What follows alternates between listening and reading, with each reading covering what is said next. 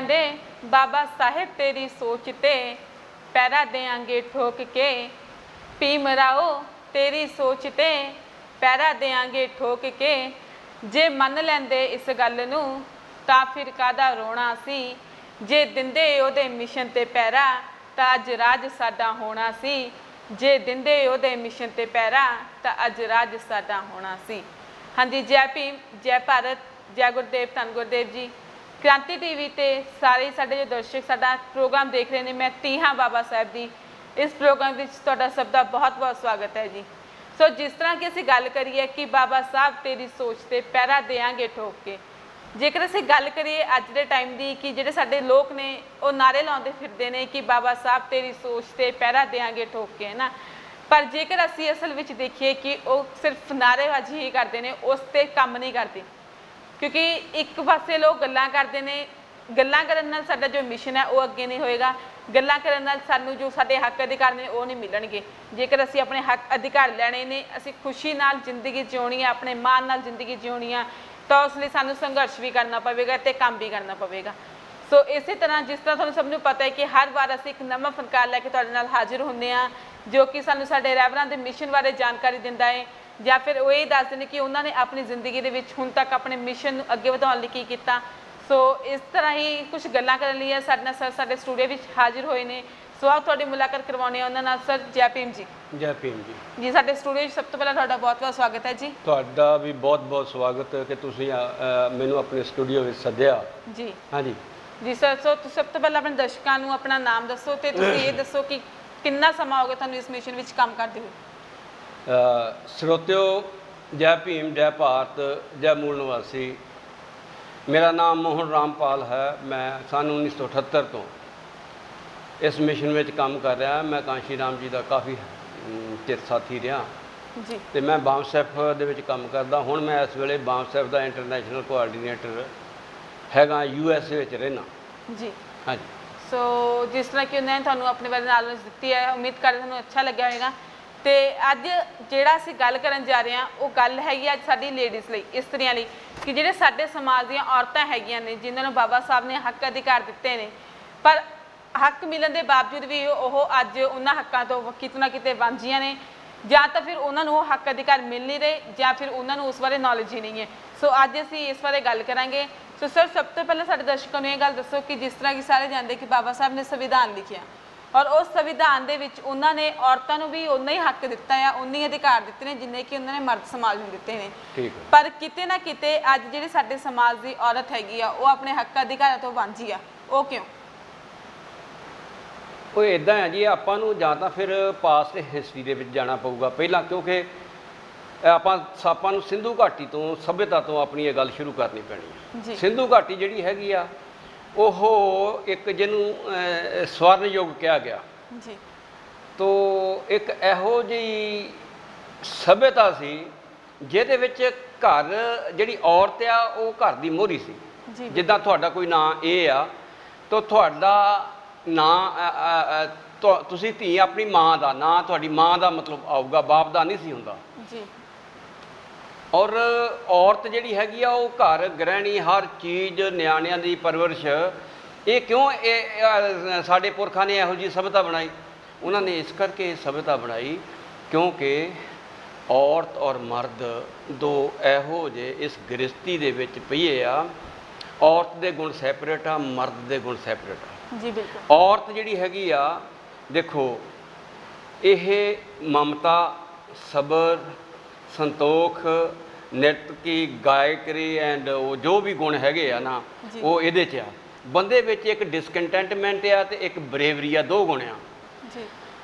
ਹੁਣ ਉਸ ਵਕਤ ਦੀਆਂ ਜਿਹੜੀਆਂ ਯੂਨੀਵਰਸਿਟੀਆਂ ਉਹਨਾਂ ਦੇ ਵਿੱਚ ਇਸ ਔਰਤ ਦੀ ਇਹ ਜਿਹੜੀ ਗੁਣ ਆ ਉਹਨਾਂ ਦੀ ਐਜੂਕੇਸ਼ਨ ਹੁੰਦੀ ਸੀ ਅਤੇ ਉਹਨੂੰ ਡਿਵੈਲਪ ਕਰਨੇ ਦਾ ਔਰਤ ਨੂੰ ਮੌਕਾ ਦਿੱਤਾ ਜਾਂਦਾ ਸੀ, ਤਦ ਹੀ ਉਹ ਸੰਪੂਰਨ ਔਰਤ ਬਣ ਸਕੀ। ਔਰ ਬੰਦੇ ਜਿਹੜੇ ਹੈਗੇ ਆ ਉਹਨਾਂ ਨੂੰ ਵੀ ਡਿਸਕੰਟੈਂਟਮੈਂਟ ਐਂਡ ਬਰੇਵਰੀ ਦੀ ਸਿੱਖਿਆ ਮਿਲਦੀ ਸੀ। ਹੁਣ ਦੇਖੋ, ਇਹ ਇੱਕ ਸਭਿਅਤਾ, ਇੱਕ ਇਹੋ ਜਿਹੀ ਮਤ ਸੀ। ਉਹਦੇ ਤੋਂ ਬਾਅਦ ਆਰੀਅਨ ਲੋਕ ਆ ਜਾਂਦੇ ਇੱਥੇ ਜੀ। ਜਿੱਦਾਂ ਅਸੀਂ ਲੋਕ ਬਾਹਰ ਜਾ ਕੇ ਰਹਿੰਦੇ ਹਾਂ, ਇਸੇ ਤਰ੍ਹਾਂ ਉਹ ਸਮੇਂ ਸਮੇਂ ਸਿਰ ਉਹ ਖਬਰਾਂ ਦਿੰਦੇ ਰਹੇ, ਬਹੁਤ ਵਧੀਆ ਦੇਸ਼ ਆ। ਇਦਾਂ ਦਾ ਦੇਸ਼ ਕਿਤੇ ਨਹੀਂ। ਉਹ ਲੋਕ ਆਉਂਦੇ ਆਉਂਦੇ ਔਰ ਵਸ ਗਏ, ਮਗਰੋਂ ਉਹਨਾਂ ਨੇ ਇਕੱਠੇ ਹੋ ਕੇ ਇਹ ਮਨ ਬਣਾਇਆ। ਸਾਡੀਆਂ ਧੀਆਂ ਭੈਣਾਂ ਨਾਲ ਸ਼ਾਦੀ ਕੀਤੀ ਵੀ ਇਹ ਜਾਣੀ ਕਹਿਣ ਤੋਂ ਭਾਵ ਕਿ ਮਤਲਬ ਇਹਨਾਂ 'ਚ ਤਾਂ ਈਜ਼ੀਲੀ ਰੂਲ ਕੀਤਾ ਜਾ ਸਕਦਾ। ਹੁਣ ਈਜ਼ੀਲੀ ਰੂਲ ਕੀਤਾ ਜਾ ਸਕਦਾ ਤੇ ਉਹਨਾਂ ਨੇ ਉਹ ਲੜਾਈਆਂ ਲੜਨ ਤੋਂ ਬਾਅਦ ਉਹਨਾਂ ਲੋਕਾਂ ਨੇ ਜਿਸ ਕੰਟਰੀ 'ਚੋਂ ਆਏ ਸੀ, rather you can say Iran, ਤੇ ਉਹ ਵਰਨ ਵਿਵਸਥਾ ਨਾਲ ਲਿਆਏ। ਇਹ ਵਿਵਸਥਾ ਸਾਡੀ ਨਹੀਂ ਸੀ, ਅਸੀਂ ਵੀ ਕਸ਼ਤਰੀ ਲੋਕ ਸੀਗੇ। ਇਹ ਉਹਨਾਂ ਦੀ ਵਿਵਸਥਾ ਆ, ਬ੍ਰਾਹਮਣ ਕਸ਼ਤਰੀ ਵੈਸ਼ ਤੇ ਸ਼ੂਦਰ ਵੀ ਉੱਥੇ ਹੀ ਉਹਨਾਂ ਨੇ ਡਿਵੈਲਪ ਕੀਤੀ ਇਹ ਵਿਵਸਥਾ ਜਿਹੜੀ ਹੈਗੀ ਆ। ਜਦੋਂ ਇੱਥੇ ਆ ਜਾਂਦੇ ਆ ਉਹਨਾਂ ਨੇ ਮਨੂ ਸਿਮਰਤੀ ਲਿਖ ਕੇ ਹਿਸਾਬ ਕਿਤਾਬ ਜਿਹਾ ਇਸ ਤਰ੍ਹਾਂ ਦਾ ਬਣਾਇਆ ਵੀ ਜਾਣੀ ਕਿ ਬਿੱਲ ਵੀ ਇਹਨਾਂ ਨੂੰ ਪੱਕੇ ਕਿੱਦਾਂ ਗੁਲਾਮ ਬਣਾਇਆ ਜਾ ਸਕਦਾ।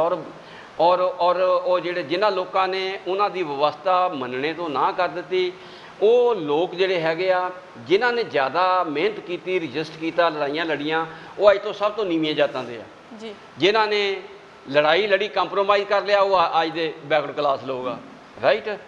ਤੋ ਇਹ ਇਸ ਕਿਸਮ ਦੀ ਹਾਲਾਤ ਜਿਹੜੀ ਹੈਗੀ ਆ, ਉਹਨਾਂ ਨੇ ਫਿਰ ਆਣ ਕੇ ਐਕਚੁਅਲੀ ਕੀ ਸੋਚਿਆ, ਗੁਲਾਮੀ ਕਿੱਥੋਂ ਸ਼ੁਰੂ ਹੁੰਦੀ ਆ ਔਰਤ ਦੀ। ਉਹਨਾਂ ਨੇ ਸੋਚਿਆ ਵੀ ਜਿਸ ਘਰ ਦੀ ਔਰਤ ਜਿਹੜੀ ਹੈਗੀ ਆ ਉਹ ਆਜ਼ਾਦਾਨਾ ਤਰੀਕੇ ਦੀ ਆ, ਉਹਦੇ ਬੱਚੇ ਵੀ ਆਜ਼ਾਦਾਨਾ ਤਰੀਕੇ ਦੇ ਹੋਣਗੇ, ਵਧੀਆ ਹੋਣਗੇ, ਕ੍ਰਾਂਤੀਕਾਰੀ ਹੋਣਗੇ। ਪਹਿਲਾਂ ਤਾਂ ਇਹਨੂੰ ਖਤਮ ਕੀਤਾ ਜਾਵੇ। ਔਰਤ ਨੂੰ ਗੁਲਾਮ ਰੱਖਿਆ, ਘਰ ਦਾ ਚੁੱਲ੍ਹੇ ਚੌਕੇ ਤੱਕ ਉਹਨੂੰ ਸੀਮਤ ਰੱਖਿਆ, ਵਿਦਿਆ ਉਹਦੀ ਬੰਦ ਕਰ ਦਿੱਤੀ। ਹਾਂਜੀ। ਔਰ ਉਸ ਤੋਂ ਬਾਅਦ ਉਹ ਜਿਹੜੇ ਉਹਦੇ ਗੁਣ ਸੀਗੇ, ਆਹ ਸਬਰ, ਸੰਤੋਖ, ਮਤਲਬ ਜੋ ਵੀ ਸੰਗੀਤਕ ਚੀਜ਼ਾਂ, ਉਹ ਵੀ ਸਾਰੀਆਂ ਉਹਦੀਆਂ ਬੰਦ ਕਰਕੇ ਉਹ ਇੱਕ ਜਾਣੀ ਉਹਨੂੰ ਡੰਪ ਕਰਕੇ ਰੱਖਤਾ ਔਰਤ ਨੂੰ। ਫਿਰ ਉਹਦੇ ਤੋਂ ਜਿਹੜੇ ਬੱਚੇ ਪੈਦਾ ਹੋਏ ਉਹ ਗੁਲਾਮ ਬੱਚੇ ਪੈਦਾ ਹੋਏ, ਕਿਉਂਕਿ ਜਿਹੜੇ ਆਰੀਅਨ ਆਏ ਉਹਨਾਂ ਨੂੰ ਇਹ ਸੀਗਾ ਕਿ ਬੱਚੇ ਸਾਡੇ ਆਗਿਆਕਾਰ ਹੋਣੇ ਚਾਹੀਦੇ ਆ, ਔਰਤ ਸਾਡੀ ਆਗਿਆਕਾਰ ਹੋਣੀ ਚਾਹੀਦੀ ਆ, ਰਾਈਟ। ਉਹ ਆਗਿਆਕਾਰੀ ਸਿਸਟਮ ਉਹਨਾਂ ਨੇ ਇੱਦਾਂ ਦਾ ਮਤਲਬ ਬਣਾਤਾ। ਤਾਂ ਉਹ ਜਿਹੜੇ ਸਾਡੇ ਜਿਹੜਾ ਗੁਲਾਮ ਵਰਗ ਸੀ ਉਹਨਾਂ ਦੇ ਵਿੱਚ ਵੀ ਉਹ ਉਸ ਕਿਸਮ ਦੀ ਸੰਸਕ੍ਰਿਤੀ ਮਤਲਬ ਚਲੇ ਗਈ। ਉਹ ਜਿਹੜੀ ਇਸ ਤਰ੍ਹਾਂ ਦੀ ਜਿਹੜੀ ਮਤਲਬ ਗੁਲਾਮੀ ਮਤਲਬ ਹੋਈ ਆ, ਉਸ ਚੀਜ਼ ਨੂੰ ਮਤਲਬ ਜਦੋਂ ਬਾਬਾ ਸਾਹਿਬ ਬਾਹਰੋਂ ਪੜ੍ਹ ਕੇ ਆਉਂਦੇ ਆ, ਉਹਨਾਂ ਨੇ ਦੇਖਿਆ ਵੀ ਜੇ ਔਰਤ ਜਿਹੜੀ ਹੈਗੀ ਆ ਉਹ ਗੁਲਾਮ ਆ, ਉਹਨੂੰ ਇਸ ਜਾਣੀ ਹਾਲਾਤ 'ਚੋਂ ਬਾਹਰ ਨਾ ਕੱਢਿਆ ਗਿਆ ਤਾਂ ਉਹਨਾਂ ਚਿਰ ਤੱਕ ਸਾਡੇ ਸਮਾਜ ਦੇ ਵਿੱਚ ਅਵੇਅਰਨੈਸ ਜਾਂ ਜਾਗਰਤੀ ਜਾਂ ਕ੍ਰਾਂਤੀਕਾਰੀ ਕਦਰਾਂ ਕੀਮਤਾਂ ਪੈਦਾ ਨਹੀਂ ਹੋਣੀਆਂ, ਰਾਈਟ। ਉਹਨਾਂ ਨੇ ਫਿਰ ਮਹਾਤਲਾਭ ਤੋਂ ਪਹਿਲਾਂ 10,000 ਔਰਤਾਂ ਦੀ ਇੱਕ ਮੀਟਿੰਗ ਲਈ। ਉਹਦੇ ਵਿੱਚ ਉਹਨਾਂ ਨੇ ਕਿਹਾ ਵੀ, ਉਹਨਾਂ ਨੂੰ ਬੜੀ ਸਖਤ ਲਹਿਜੇ ਨਾਲ ਕਿਹਾ, ਜਾਂ ਤਾਂ ਬੱਚੇ ਜੰਮਣੇ ਆ ਸੂਰਮੇ ਤੇ ਬਹਾਦਰ ਜੰਮੋ, ਜੇ ਗੁਲਾਮ ਜੰਮਣੇ ਆ ਤੇ ਬੱਚੇ ਜੰਮਣੇ ਬੰਦ ਕਰ ਦਿਓ ਤੇ ਮੇਰਾ ਸਾਥ ਦਿਓ ਜੀ, ਮੂਵਮੈਂਟ 'ਚ ਮੇਰਾ ਸਾਥ ਦਿਓ। ਇਸ ਤਰ੍ਹਾਂ ਉਹ ਮਤਲਬ ਇਸ ਗੱਲ ਨੂੰ ਮਤਲਬ ਲੈ ਕੇ ਚੱਲ ਪਏ। ਦੂਜਾ, ਔਰਤਾਂ ਦਾ ਕਸੂਰ ਵੀ ਕੀ ਹੋਇਆ? ਹੁਣ ਜਿੰਨੇ ਵੀ ਵੇਦ ਸ਼ਾਸਤਰ ਲਿਖੇ ਹੋਏ ਆ ਉਹ ਮਰਦਾਂ ਨੇ ਲਿਖੇ ਹੋਏ ਆ, ਔਰਤ ਨੇ ਕਦੀ ਆਪਣਾ ਸ਼ਾਸਤਰ ਲਿਖਿਆ? ਹੁਣ ਜਿਸ ਜੀਵ ਦੀ ਹਸਤੀ ਜਿਹੜੀ ਹੈਗੀ ਆ ਉਹ ਨਿਰਮਾਣ ਹੀ ਨਾ ਹੋ ਸਕੀ ਹੋਵੇ, ਜਿਸ ਜੀਵ ਦੀ ਹਸਤੀ ਨਿਰਮਾਣ ਨਾ ਹੋਵੇ, ਉਹਦੇ ਵਿੱਚ ਮਾਨ ਸਨਮਾਨ ਦੀਆਂ ਕਦਰਾਂ ਕੀਮਤਾਂ ਨਹੀਂ ਪੈਦਾ ਹੁੰਦੀਆਂ। ਹੁਣ ਅਗਰ ਮਾਨ ਸਨਮਾਨ ਦੀਆਂ ਕਦਰਾਂ ਕੀਮਤਾਂ ਨਹੀਂ ਪੈਦਾ ਹੋਈਆਂ, ਫਰਦਰ ਕੀ ਹੋਇਆ? ਉਹਨੂੰ ਇੱਥੋਂ ਤੱਕ ਗੁਲਾਮ ਕਰਤਾ ਵੀ ਜਿਹੜੀ ਬੱਚੀ ਪੈਦਾ ਹੁੰਦੀ ਆ, ਮਤਲਬ ਜਿਹੜੀ ਲੜਕੀ ਆ, ਉਸ ਦੀ ਰੱਖਿਆ ਉਹਦਾ ਬਾਪ ਤੇ ਭਰਾ ਕਰਨਗੇ। ਜਦੋਂ ਸ਼ਾਦੀ ਕਰਕੇ ਚਲੇ ਜਾਂਦੀ ਆ, ਉਹਦੇ ਘਰ ਵਾਲਾ ਉਹਦੀ ਰੱਖਿਆ ਕਰੂਗਾ। ਜਦੋਂ ਬੁੜੀ ਹੋ ਜਾਂਦੀ ਆ, ਉਹਦੇ ਪੁੱਤ ਪੋਤੇ ਉਹਦੀ ਰੱਖਿਆ ਕਰਨਗੇ। ਇਹਦਾ ਮਤਲਬ ਉਹ ਸੈਲਫ ਆਪਣੀ ਰੱਖਿਆ ਕਰਨੇ ਦੇ ਕਾਬਲ ਹੀ ਰਹਿਣ ਨਹੀਂ ਦਿੱਤਾ। ਤੋ ਇਹ ਤੀਰਾਣੀ, ਮੈਂ ਤੁਹਾਨੂੰ ਇਹ ਗੱਲ ਦੱਸਣੀ ਚਾਹੁੰਦਾ ਆ, ਔਰਤ ਜਿਹੜੀ ਹੈਗੀ ਆ, ਚਲੋ ਉਹਨਾਂ ਲੋਕਾਂ ਨੇ ਜਿਨ੍ਹਾਂ ਨੇ ਸਾਡੀਆਂ ਧੀਆਂ ਭੈਣਾਂ ਨਾਲ ਸ਼ਾਦੀ ਕੀਤੀ, ਬ੍ਰਾਹਮਣ ਕਸ਼ਤਰੀ ਵੈਸ਼ ਨੇ, ਉਹਨਾਂ ਨੇ ਉਹਨਾਂ ਦੀ ਹੋਰ ਤਰ੍ਹਾਂ ਦੀ ਤਹਿਜ਼ੀਬ ਡਿਵੈਲਪ ਕੀਤੀ। ਸਾਡੇ ਬੱਚਿਆਂ ਦੀ, ਸਾਡੀਆਂ ਜਿਹੜੀਆਂ ਆ ਇਹ ਔਰਤਾਂ, ਇਹਨਾਂ ਦੀ ਗੁਲਾਮੀ ਦੀ ਤਹਿਜ਼ੀਬ ਆ, ਗਰੀਬੀ ਦੀ ਰੇਖਾ ਤੋਂ ਵੀ ਥੱਲੇ ਰੱਖਿਆ ਗਿਆ। ਰੋਜੀ ਰੋਟੀ ਲਈ ਇਹ ਵਿਚਾਰੀਆਂ ਭਟਕਦੀਆਂ ਫਿਰਦੀਆਂ, ਸੜਕਾਂ 'ਤੇ ਮਿਹਨਤ ਮਜ਼ਦੂਰੀ ਕਰਦੀਆਂ ਫਿਰਦੀਆਂ। ਅਤੇ ਜਿਹੜੇ ਰਿਜ਼ਰਵੇਸ਼ਨ ਦੇ ਰਾਹੀਂ ਬੰਦੇ ਜਿਹੜੇ ਹੈਗੇ ਆ, ਉਹ ਕੁਛ ਉਹਨਾਂ ਦਾ ਵਕਾਰ ਬਣਿਆ ਸਮਾਜ ਦੇ ਵਿੱਚ, ਉਹ ਪਿੰਡਾਂ 'ਚੋਂ ਉੱਠ ਕੇ ਸ਼ਹਿਰਾਂ 'ਚ ਆ ਗਏ, ਆਪਣੇ ਗੋਤਰ ਗਾਤਰ ਬਦਲੇ। ਉਹਨਾਂ ਦੇ ਜ਼ਿੰਮੇ ਬਾਬਾ ਸਾਹਿਬ ਨੇ ਕਿਹਾ ਸੀ 10% ਬ੍ਰੇਨ, 10% ਮਨੀ, 10% ਸਮਾਜ ਨੂੰ ਅਵੇਅਰ ਕਰਨੀ ਲਾਇਓ। ਨਾਲ ਹੀ ਕਿਹਾ ਸੀ ਕਿ ਪਿੰਡਾਂ 'ਚ ਆਪਣੇ ਸਮਾਜ 'ਚ ਰਹਿਣਾ। ਇਹਨਾਂ ਨੇ ਕੋਈ ਗੱਲ ਨਹੀਂ ਮੰਨੀ। ਅਸੀਂ ਹੁਣ ਕਾਂਸ਼ੀ ਰਾਮ ਦਾ ਸਾਥ ਜਿਹੜਾ ਹੈਗਾ ਆ 200-250 ਬੰਦੇ ਨੇ ਦਿੱਤਾ ਜੀ, ਬਿਲਕੁਲ। ਅਗਰ 1 ਲੱਖ ਬੰਦੇ ਨੇ ਦਿੱਤਾ ਹੁੰਦਾ ਤਾਂ ਮਤਲਬ ਸਾਡੇ ਦੇਸ਼ ਦਾ ਮੂਲ ਨਿਵਾਸੀ ਪ੍ਰਧਾਨ ਮੰਤਰੀ ਹੋਣਾ ਸੀ, ਸਟੇਟਾਂ ਦੇ ਮੁੱਖ ਮੰਤਰੀ ਹੋਣਾ ਸੀ। ਤੋ ਇਹ ਜਿਹੜਾ ਇਹ ਮਤਲਬ ਪ੍ਰਸਤੀ ਆ ਮੁਲਾਜ਼ਮਾਂ ਦੇ ਵਿੱਚ ਖਾਸ ਕਰਕੇ ਇੱਕ ਐਡੀ ਵੱਡੀ ਗਦਾਰੀ ਮੈਂ ਦੇਖੀ ਕਿ ਦੇਖੋ ਮੈਂ ਹੁਣ 78 ਤੋਂ ਕੰਮ ਕਰਦਾ, ਬਿਜਲੀ ਬੋਰਡ 'ਚ ਕੰਮ ਕਰਦਾ ਸੀ, 700-800 ਇੰਜੀਨੀਅਰ ਸੀ, ਕਿਸੇ ਵੀ ਭੈਣ ਦੇ ਭਾਈ ਨੇ ਸਾਡਾ ਸਾਥ ਨਹੀਂ ਦਿੱਤਾ। ਮੈਂ ਇਕੱਲਾ ਹੀ ਭਟਕਦਾ ਰਿਹਾ ਇਸ ਗੱਲ ਲਈ ਵੀ ਤੁਹਾਨੂੰ ਇਹ ਕੰਮ ਕਰਨਾ ਚਾਹੀਦਾ ਹੈ, ਇਹ ਤੋਂ ਬਿਨਾਂ ਸਾਡਾ ਗੁਜ਼ਾਰਾ ਨਹੀਂ ਹੋਣਾ। ਅਸੀਂ ਜੋ ਦਿੱਤਾ ਆ ਉਹ ਬਾਬਾ ਸਾਹਿਬ ਦਾ ਖਾ ਰਹੇ ਹਾਂ, ਔਰ ਜਦੋਂ ਅਸੀਂ ਦੁਨੀਆ ਤੋਂ ਚੱਲ ਜਾਵਾਂਗੇ ਅਸੀਂ ਆਪਣੇ ਔਲਾਦ ਲਈ, ਆਪਣੀ ਆਉਣ ਵਾਲੀ ਨਸਲ ਲਈ ਕੀ ਛੱਡ ਕੇ ਜਾਵਾਂਗੇ, ਵੀ ਅਸੀਂ ਕੀ ਕ੍ਰਾਂਤੀ ਕੀਤੀ ਜਿਹਦੇ ਨਾਲ ਉਹ ਵਧੀਆ ਆਉਣ ਵਾਲੇ ਸਮੇਂ 'ਚ ਜ਼ਿੰਦਗੀ ਜੀ ਸਕਣ। ਇਹ ਜਿਹੜਾ ਹਿਸਾਬ ਕਿਤਾਬ ਆ, ਇਹ ਸਾਰੇ ਮੁਲਾਂਕਣ ਕਰਕੇ ਬਾਬਾ ਸਾਹਿਬ ਅੰਬੇਡਕਰ ਨੇ ਜਾਣੀ ਕਿ ਉਹ ਜਦੋਂ ਜਾਣੀ ਕਿ ਪਹਿਲੀ ਜਿਹੜੀ ਆ ਮਿਨਿਸਟਰੀ ਉਹ ਨੋਮੀਨੇਟਡ ਆ, ਉਹ 'ਚ ਉਹਨਾਂ ਨੂੰ ਕਾਨੂੰਨ ਮੰਤਰੀ ਲਿਆ ਗਿਆ। ਨਹਿਰੂ ਨਾਲ ਉਹਨਾਂ ਨੇ ਗੱਲ ਕੀਤੀ ਔਰ ਕਿਹਾ ਕਿ ਬਈ ਪੰਡਤ ਜੀ ਆਪਾਂ ਇੱਕੋ ਕੰਮ ਕਰ ਜਾਈਏ, ਜਿਹੜੀਆਂ ਔਰਤਾਂ ਆ ਇਹਨਾਂ ਨੂੰ ਦੂਜਿਆਂ ਦੇ ਬਰਾਬਰ ਲੈ ਆਈਏ, ਇਹਨਾਂ ਦੀ ਹਸਤੀ ਬਣਾ ਦਈਏ, ਕਾਨਸਟੀਟਿਊਸ਼ਨਲੀ ਇਹਨਾਂ ਦਾ ਹਿਸਾਬ ਕਿਤਾਬ ਬਣਾ ਦਈਏ। ਤਾਂ ਉਹ ਮੰਨ ਗਏ, ਕਹਿੰਦੇ ਵੀ ਮੈਂ ਇਹ ਕੰਮ ਪ੍ਰਾਇਓਰਟੀ 'ਤੇ ਕਰੂੰਗਾ। ਅਤੇ 5 ਫਰਵਰੀ 1951 ਨੂੰ ਇਹ ਬਿੱਲ ਪੇਸ਼ ਕੀਤਾ ਗਿਆ। ਬਿੱਲ ਪੇਸ਼ ਕੀਤਾ ਗਿਆ, ਇਹਦੇ 'ਤੇ ਬੜੀ ਬਹਿਸ ਹੋਈ।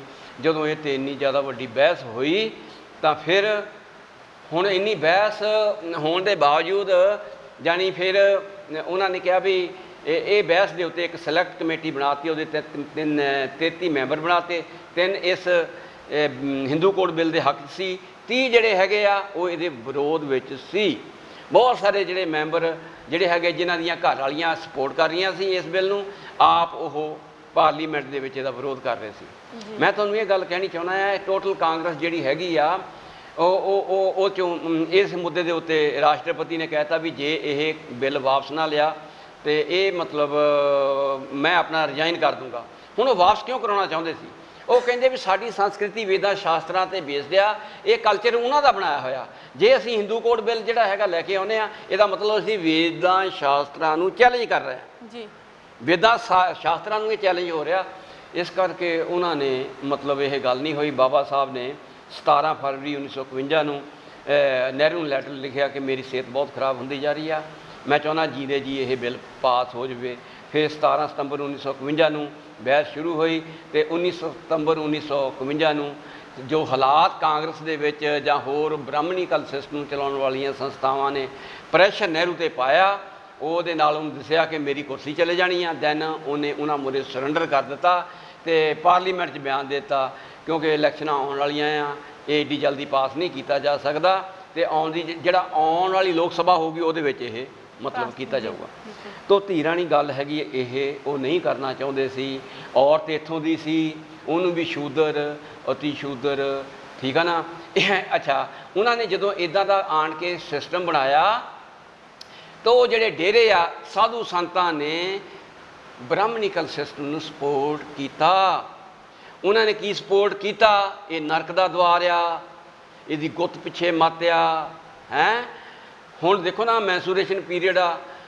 ਅੱਛਾ, ਫਿਰ ਤੁਸੀਂ ਦੇਖੋ, ਤੁਸੀਂ ਇਹਦੇ ਢਿੱਡ 'ਚੋਂ ਤੁਹਾਡੇ ਹੱਡਾਂ ਪੈਰਾਂ ਮਾਸ ਦੀ ਡਿਵੈਲਪਮੈਂਟ ਹੁੰਦੀ ਆ ਔਰ ਤੁਸੀਂ ਆਪਣੇ ਆਪ ਨੂੰ ਪਵਿੱਤਰ ਸਮਝਦੇ ਆ। ਔਰਤ ਨੂੰ ਤੁਸੀਂ ਨਰਕ ਦਾ ਦੁਆਰ ਕਹਿੰਦੇ ਆ ਜੀ। ਬਿਲਕੁਲ ਇਹ ਗੱਲਾਂ ਜਿਹੜੀਆਂ ਆ ਨਾ ਮਤਲਬ ਇਸ ਤਰ੍ਹਾਂ ਦੀਆਂ, ਤਾਂ ਫਿਰ ਇਹ ਜਿਹੜੀਆਂ ਆ ਮਤਲਬ ਜਿਹੜੀ ਵਿਵਸਥਾ ਆ ਨਾ, ਇਸ ਚੀਜ਼ ਨੂੰ ਮੈਂ ਮਤਲਬ ਇਹ ਸਮਝਦਾ ਹਾਂ ਕਿ ਜਿਹੜਾ ਜਦੋਂ ਤੋਂ ਰਿਜ਼ਰਵੇਸ਼ਨ ਲਾਗੂ ਹੋਈ ਆ, ਕੁੜੀਆਂ ਪੜ੍ਹੀਆਂ ਆ, ਸਾਡੀਆਂ ਕੁੜੀਆਂ ਨੂੰ ਜਿਸ ਪੈਮਾਨੇ 'ਤੇ, ਜਿੱਦਾਂ ਹੁਣ ਅਸੀਂ ਕਾਂਸ਼ੀ ਰਾਮ ਦੇ ਜ਼ਮਾਨੇ 'ਚ ਮੀਟਿੰਗਾਂ ਲੈਂਦੇ ਸੀ, 100 ਬੰਦਾ ਇਕੱਠਾ ਹੁੰਦਾ ਸੀ, 200 ਇਕੱਠਾ ਹੁੰਦਾ ਸੀ ਬਾਮ ਸਾਹਿਬ ਦੇ ਮਾਧਿਅਮ ਤੋਂ। ਅਗਰ 100 ਬੰਦਾ ਇਕੱਠਾ ਹੋਇਆ ਤਾਂ 100 ਕੁੜੀ ਇਕੱਠੀ ਹੋਣੀ ਚਾਹੀਦੀ ਸੀ ਜੀ, ਪਰ 1 ਜਾਂ 2 ਕੁੜੀਆਂ ਹੁੰਦੀਆਂ ਸੀ। ਬਿਲਕੁਲ ਇਹ 'ਤੇ ਕਾਂਸ਼ੀ ਰਾਮ ਜੀ ਵੀ ਬਹੁਤ ਜ਼ੋਰ ਦਿੰਦੇ ਹੁੰਦੇ ਕਿ 50% ਉਹਨਾਂ ਦੀ ਅਗਰ ਆਬਾਦੀ ਆ ਤਾਂ ਤੁਹਾਨੂੰ ਮਤਲਬ ਔਰਤ ਵਰਗ ਨੂੰ ਮਤਲਬ ਇਹ 'ਚ ਸ਼ਾਮਲ ਹੋਣਾ ਚਾਹੀਦਾ।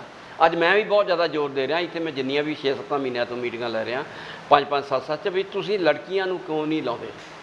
ਲੜਕੀਆਂ ਜਿਹੜੀਆਂ ਡਿਗਰੀਆਂ ਕਰਕੇ ਹੋਰ ਸਾਰਾ ਕੰਮ ਕਰਕੇ ਵਿਹਲੀਆਂ ਫਿਰ ਰਹੀਆਂ, ਕੱਲ੍ਹ ਨੂੰ ਤੁਹਾਨੂੰ ਪਤਾ ਵੀ ਉਹਨਾਂ ਨੂੰ ਮਿਲਣਾ ਕੱਖ ਨਹੀਂ, ਮੁੰਡਿਆਂ ਨੂੰ ਮਿਲਣਾ ਕੱਖ ਨਹੀਂ। ਉਹ ਕਿਉਂ ਨਹੀਂ ਇਸ ਸੰਦਰਭ ਦੇ ਵਿੱਚ ਮਿਹਨਤ ਕਰਦੇ ਤਾਂ ਜੋ ਕਿ ਇਹਨਾਂ ਚੀਜ਼ਾਂ ਦੇ ਪ੍ਰਤੀ ਜਾਗਰਤ ਕੀਤਾ ਜਾਵੇ। ਰਾਈਟ, ਹੁਣ ਸੰਵਿਧਾਨ ਦੀ ਗੱਲ ਆ ਗਈ, ਕਿਉਂਕਿ ਸੰਵਿਧਾਨ ਬਾਬਾ ਸਾਹਿਬ ਨੇ ਬਣਾਇਆ। ਇੱਕ ਪਾਸੇ ਮਨੁ ਸਿਮਰਤੀ ਰੱਖ ਲਓ, ਇੱਕ ਪਾਸੇ ਤੁਸੀਂ ਸੰਵਿਧਾਨ ਨੂੰ ਰੱਖ ਲਓ। ਜੋ ਉਹਦੇ ਸਾਨੂੰ ਸੁਝਾਵਾਂ ਦਿੱਤੀਆਂ ਹੋਈਆਂ ਉਹ ਸੰਵਿਧਾਨ ਨੇ ਜਿਹੜੀਆਂ ਕੱਟ ਕੇ ਪਰੇ ਕਰਤੀਆਂ, ਜ਼ੀਰੋ ਕਰ ਦਿੱਤੀਆਂ। ਹੁਣ ਉਦੋਂ ਤੋਂ ਲੈ ਕੇ ਸੰਵਿਧਾਨ ਲਾਗੂ ਹੋਣ ਤੋਂ ਲੈ ਕੇ ਹੁਣ ਤੱਕ ਜਿੰਨੇ ਮੈਂਬਰ ਪਾਰਲੀਮੈਂਟ ਹਾਈ ਕਾਸਟਾਂ ਦੇ ਆ, ਉਹ ਲੋਕ ਜਿਹੜੇ ਹੈਗੇ ਆ ਸੰਵਿਧਾਨਕ ਤੌਰ ਤੇ ਤਾਂ ਫੈਸਲਾ ਲੈਂਦੇ ਆ ਪਰ ਲਾਗੂ ਨਹੀਂ ਕਰਦੇ ਸਮਾਜ ਦੇ ਵਿੱਚ। ਜੀ ਸਮਾਜ ਕੋਈ ਚੀਜ਼ ਲਾਗੂ ਨਹੀਂ ਹੋ ਰਹੀ। ਇਸੇ ਕਰਕੇ ਤਾਂ ਅੱਜ ਹਾਲਾਤ ਜਿਹੜੇ ਹੈਗੇ ਆ, ਜਦੋਂ ਦੀ ਮੋਦੀ ਸਰਕਾਰ ਆਈ ਆ, ਉਹ ਸੰਵਿਧਾਨ ਦੀ ਸਪਿਰਿਟ ਦੇ ਅਗੇਂਸਟ ਜਾ ਕੇ ਸਾਰੇ ਫੈਸਲੇ ਉਹ ਲੈ ਰਹੀ ਆ।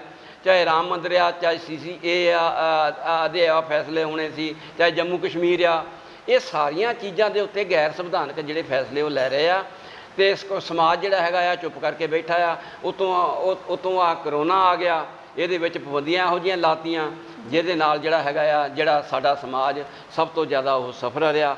ਉਹਦੇ 'ਚ 15% ਲੋਕਾਂ ਦੀ ਪ੍ਰੋਟੈਕਸ਼ਨ ਕੀਤੀ ਜਾਂਦੀ ਆ, ਬਾਕੀ ਸਮਾਜ ਜਿਹੜਾ ਹੈਗਾ ਆ ਉਹਨੂੰ ਮਾਰਿਆ ਜਾਂਦਾ। ਜਿੱਦਾਂ ਹੁਣ ਪਤਾ ਲੱਗਦਾ ਗੁਰਦੇ ਵੀ ਕੱਢ ਲਏ ਜਾਂਦੇ ਆ, ਜਾਂ ਦੂਜਾ ਵੀ ਆ ਕਰੋਨਾ ਹੁੰਦਾ ਨਹੀਂ, ਕਰੋਨਾ ਕਰਤਾ ਜਾਂਦਾ ਆ। ਮੇਰਾ ਕਹਿਣ ਤੋਂ ਭਾਵ ਇਹਦੋਂ ਮਾੜੇ ਹਾਲਾਤ ਇਸ ਦੇਸ਼ ਵਿੱਚ ਹੋ ਨਹੀਂ ਸਕਦੇ। ਪ੍ਰੈਸ ਉਹਨਾਂ ਨੇ ਖਰੀਦੀ ਹੋਈ ਆ, ਉਹਨਾਂ ਨੇ ਆਪਣੀ ਖਬਰ ਜਿਹੜੀ ਹੈਗੀ ਵਧੀਆ ਆਊਗੀ, ਸਾਡੇ ਸਮਾਜ ਦੀਆਂ ਕੋਈ ਖਬਰਾਂ ਹੀ ਨਹੀਂ ਆਉਣੀਆਂ।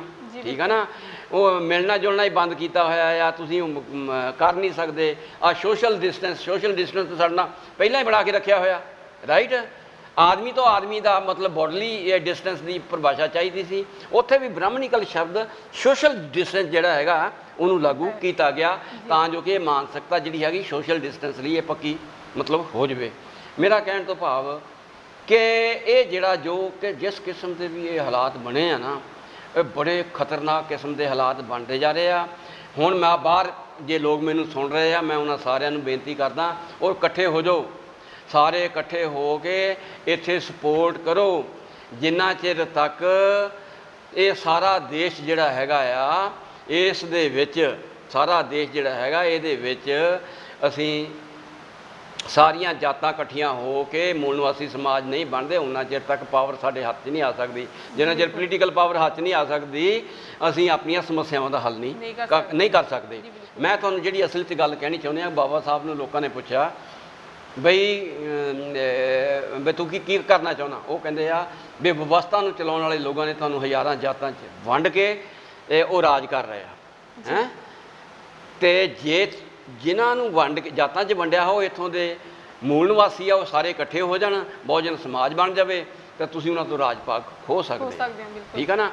ਹੁਣ ਸਵਾਲ ਇਹ ਆ ਜਾਂਦਾ ਆ ਕਿ ਉਹ ਕਹਿੰਦੇ ਵੀ ਅਸੀਂ ਇਕੱਠੇ ਕਰਨ ਦੀ ਕੋਸ਼ਿਸ਼ ਕਰਦੇ, ਇਕੱਠੇ ਨਹੀਂ ਹੋ ਸਕਦੇ। ਉਹ ਕਹਿੰਦੇ ਇੱਦਾਂ ਨਹੀਂ ਇਹ ਹੋਣੇ। ਉਹ ਕਹਿੰਦੇ ਵੀ ਉਹਨੇ ਬੁੱਧਾ ਦੀ ਕ੍ਰਾਂਤੀ ਤੋਂ ਬਾਅਦ ਇਹਨਾਂ ਲੋਕਾਂ ਨੇ ਇਹ ਕੰਮ ਕੀਤਾ ਕਿ ਬੁੱਧ ਨੇ ਵਰਨ ਵਿਵਸਥਾ ਤੋੜ ਦਿੱਤੀ। ਅਸੀਂ ਹੁਣ ਵਿਵਸਥਾ ਇਹੋ ਜਿਹੀ ਲਾਸਟ ਰਾਜਾ ਬੋਧੀ ਨੂੰ, ਬਹਾਦਰਤ ਨੂੰ ਕਤਲ ਕਰਕੇ ਪੁਸ਼ਪਮਿਤਰਾ ਸੁੰਗ ਜਿਹੜਾ ਹੈਗਾ ਉਹਨੂੰ ਮਤਲਬ ਰਾਜਾ ਬਣਾਤਾ। ਤੇ ਉਹਨੇ ਸਾਰੇ ਬ੍ਰਾਹਮਣ ਇਕੱਠੇ ਕਰ ਲਏ, ਉਹਨਾਂ ਨੂੰ ਪੁੱਛਿਆ ਵੀ ਇਹ ਸਾਡੀ ਵਿਵਸਥਾ ਗਈ ਕਿੱਦਾਂ? ਉਹ ਕਹਿੰਦੇ ਬੋਧੀਆਂ ਕਰਕੇ। ਇੱਕ ਤਾਂ ਬੋਧੀਆਂ ਨੂੰ ਮਾਰਨਾ ਸ਼ੁਰੂ ਕੀਤਾ, ਇੱਕ ਕਹਿੰਦੇ ਵਿਵਸਥਾ ਇਹੋ ਜਿਹੀ ਬਣਾਓ ਮੁੜ ਕੇ ਇਕੱਠੇ ਨਾ ਹੋ ਸਕਣ। ਤਦ ਕਿੱਤਿਆਂ ਦੇ ਆਧਾਰ ਦੇ ਉੱਤੇ ਇਹ ਜਾਤਾਂ ਪਾਤਾਂ ਮਤਲਬ ਬਣ ਗਈਆਂ। ਔਰ ਇਹ ਜਾਤਾਂ ਪਾਤਾਂ ਦੇ ਵਿੱਚ ਜਿੱਦਾਂ ਹੁਣ ਆ ਟੱਪਰੀਵਾਸ ਆ, ਗਦੀਲੇ ਆ, ਪਤਾ ਨਹੀਂ ਆ ਕਿਹੜੀਆਂ ਇੱਦਾਂ ਸੈਂਸੀ ਆ, ਆ ਗਿਆ ਮਤਲਬ ਕੋਈ ਬੁਰਾ ਨਾ ਮੰਨੇ, ਮੈਨੂੰ ਜਾਤਾਂ ਦਾ ਨਾਂ ਲੈਣਾ ਪੈਣਾ ਆ। ਚੂੜੇ ਆ, ਬਾਲਮੀਕ ਆ, ਮਜ਼੍ਹਬੀ ਸਿੰਘ ਆ, ਚਮਾਰ ਆ, ਰਮਦਾਸੀਏ ਆ, ਇਹ ਕਿਉਂਕਿ ਉਹਨਾਂ ਨੇ ਬਣਾਈਆਂ ਹੋਈਆਂ ਜਾਤਾਂ ਮੈਨੂੰ ਨਾਂ ਲੈਣੇ ਪੈ ਰਹੇ ਆ। ਨਹੀਂ ਤਾਂ ਮੈਂ ਤਾਂ ਕਦੀ ਇਹੋ ਜਿਹੇ ਥਰਡ ਕਲਾਸ ਸਿਸਟਮ ਦੀਆਂ ਜਾਤਾਂ ਦਾ ਤਾਂ ਨਾਂ ਹੀ ਨਾ ਲਵਾਂ। ਠੀਕ ਆ, ਮੈਂ ਮਾਫੀ ਚਾਹੁੰਦਾ ਜੇ ਕਿਸੇ ਨੂੰ ਬੁਰਾ ਲੱਗੇ, ਪਰ ਗੱਲ ਨੂੰ ਸਮਝ ਲਓ, ਉਹਨਾਂ ਨੇ ਸਾਨੂੰ ਵੰਡਿਆ ਹੋਇਆ। ਜਿੱਦਾਂ ਹੁਣ ਮੈਂ ਇੱਕ ਗੱਲ ਕਹੂੰਗਾ ਬਈ ਦੁਆਬੇ 'ਚ ਚਮਾਰ ਆ, ਇਹ ਜਲਾਹੇ ਛੀਂਬੇ ਝੀਰ ਨਾਈ ਲੋਹਾਰ ਤਰਖਾਣ ਨੂੰ ਤਾਂ ਪਿਆਰ ਕਰਦੇ ਆ, ਜੱਟਾਂ ਨੂੰ ਪਿਆਰ ਕਰਦੇ ਆ, ਥੱਲੇ ਬਾਲਮੀਕ ਮਜ਼੍ਹਬੀ ਸਿੰਘ ਚੂੜਿਆਂ ਨੂੰ ਇਹ ਨਫ਼ਰਤ ਕਰਦੇ ਆ ਜੀ। ਜਦੋਂ ਐਨੀਹੀਲੇਸ਼ਨ ਆਫ ਕਾਸਟ ਬਾਬਾ ਸਾਹਿਬ ਗੱਲ ਨੂੰ ਲਿਖਦੇ ਆ, ਉਹ ਕਹਿੰਦੇ ਜਿੰਨਾ ਚਿਰ ਤੱਕ ਜਾਤਾਂ ਦਾ ਆਪਸੀ ਵਿੱਚ ਸਹਿ ਭੋਜ ਤੇ ਸਹਿ ਮੈਰਿਜ ਨਹੀਂ ਹੁੰਦੀ, ਉਹਨਾਂ ਖੂਨ ਸਾਂਝਾ ਨਹੀਂ ਹੁੰਦਾ ਜਾਤਾਂ ਦਾ, ਉਹਨਾਂ ਚਿਰ ਤੱਕ ਜਾਤਾਂ ਨੇ ਨਹੀਂ ਟੁੱਟਣਾ ਜੀ।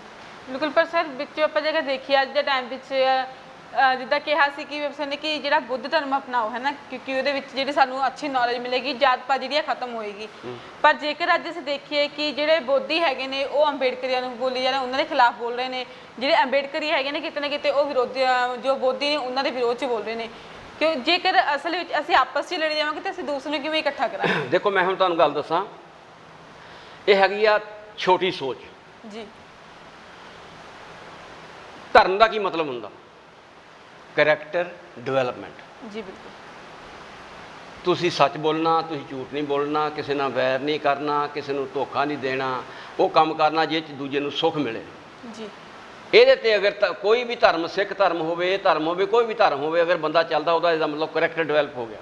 ਇਹ ਕਰੈਕਟਰ ਜਿਹੜਾ ਡਿਵੈਲਪ ਹੁੰਦਾ ਆ, ਇਹ 'ਚ ਮੈਂ ਸਟਿੱਕਰ ਥੋੜ੍ਹੀ ਲਾਉਣਾ ਕਿ ਮੈਂ ਬੋਧੀ ਹਾਂ। ਇਹ ਤਾਂ ਅਸੀਂ ਜੋ ਸਮਾਜ 'ਚ ਕੰਮ ਕਰਦੇ ਆ ਉਹ ਕਰੈਕਟਰ ਨੇ ਕੰਮ ਆਉਣਾ ਜੀ ਬਿਲਕੁਲ ਰਾਈਟ। ਤੋ ਇਹ ਤਾਂ ਧਰਮ ਉਹਨਾਂ ਨੇ ਫੇਸ ਕਰਕੇ ਕਿਹਾ ਸੀਗਾ, ਕਿਉਂਕਿ ਜਿਹੜਾ ਇਹ ਬ੍ਰਾਹਮਣਵਾਦੀ ਸਿਸਟਮ ਆ ਇਹ ਜਿਹੜਾ ਉਹ ਬੰਦੇ ਨੂੰ ਤਰਕਸ਼ੀਲ ਹੋਣ ਨਹੀਂ ਦਿੰਦਾ, ਤਰਕਸ਼ੀਲ ਰਹਿਤਾ। ਉਹ ਕਹਿੰਦਾ ਆ ਵੀ ਜੋ ਬ੍ਰਾਹਮਣ ਕਹਿੰਦਾ ਉਹਦੇ ਤੇ ਯਕੀਨ ਕਰੋ, ਨੋ ਤਰਕ ਬਤਰਕ ਜੀ।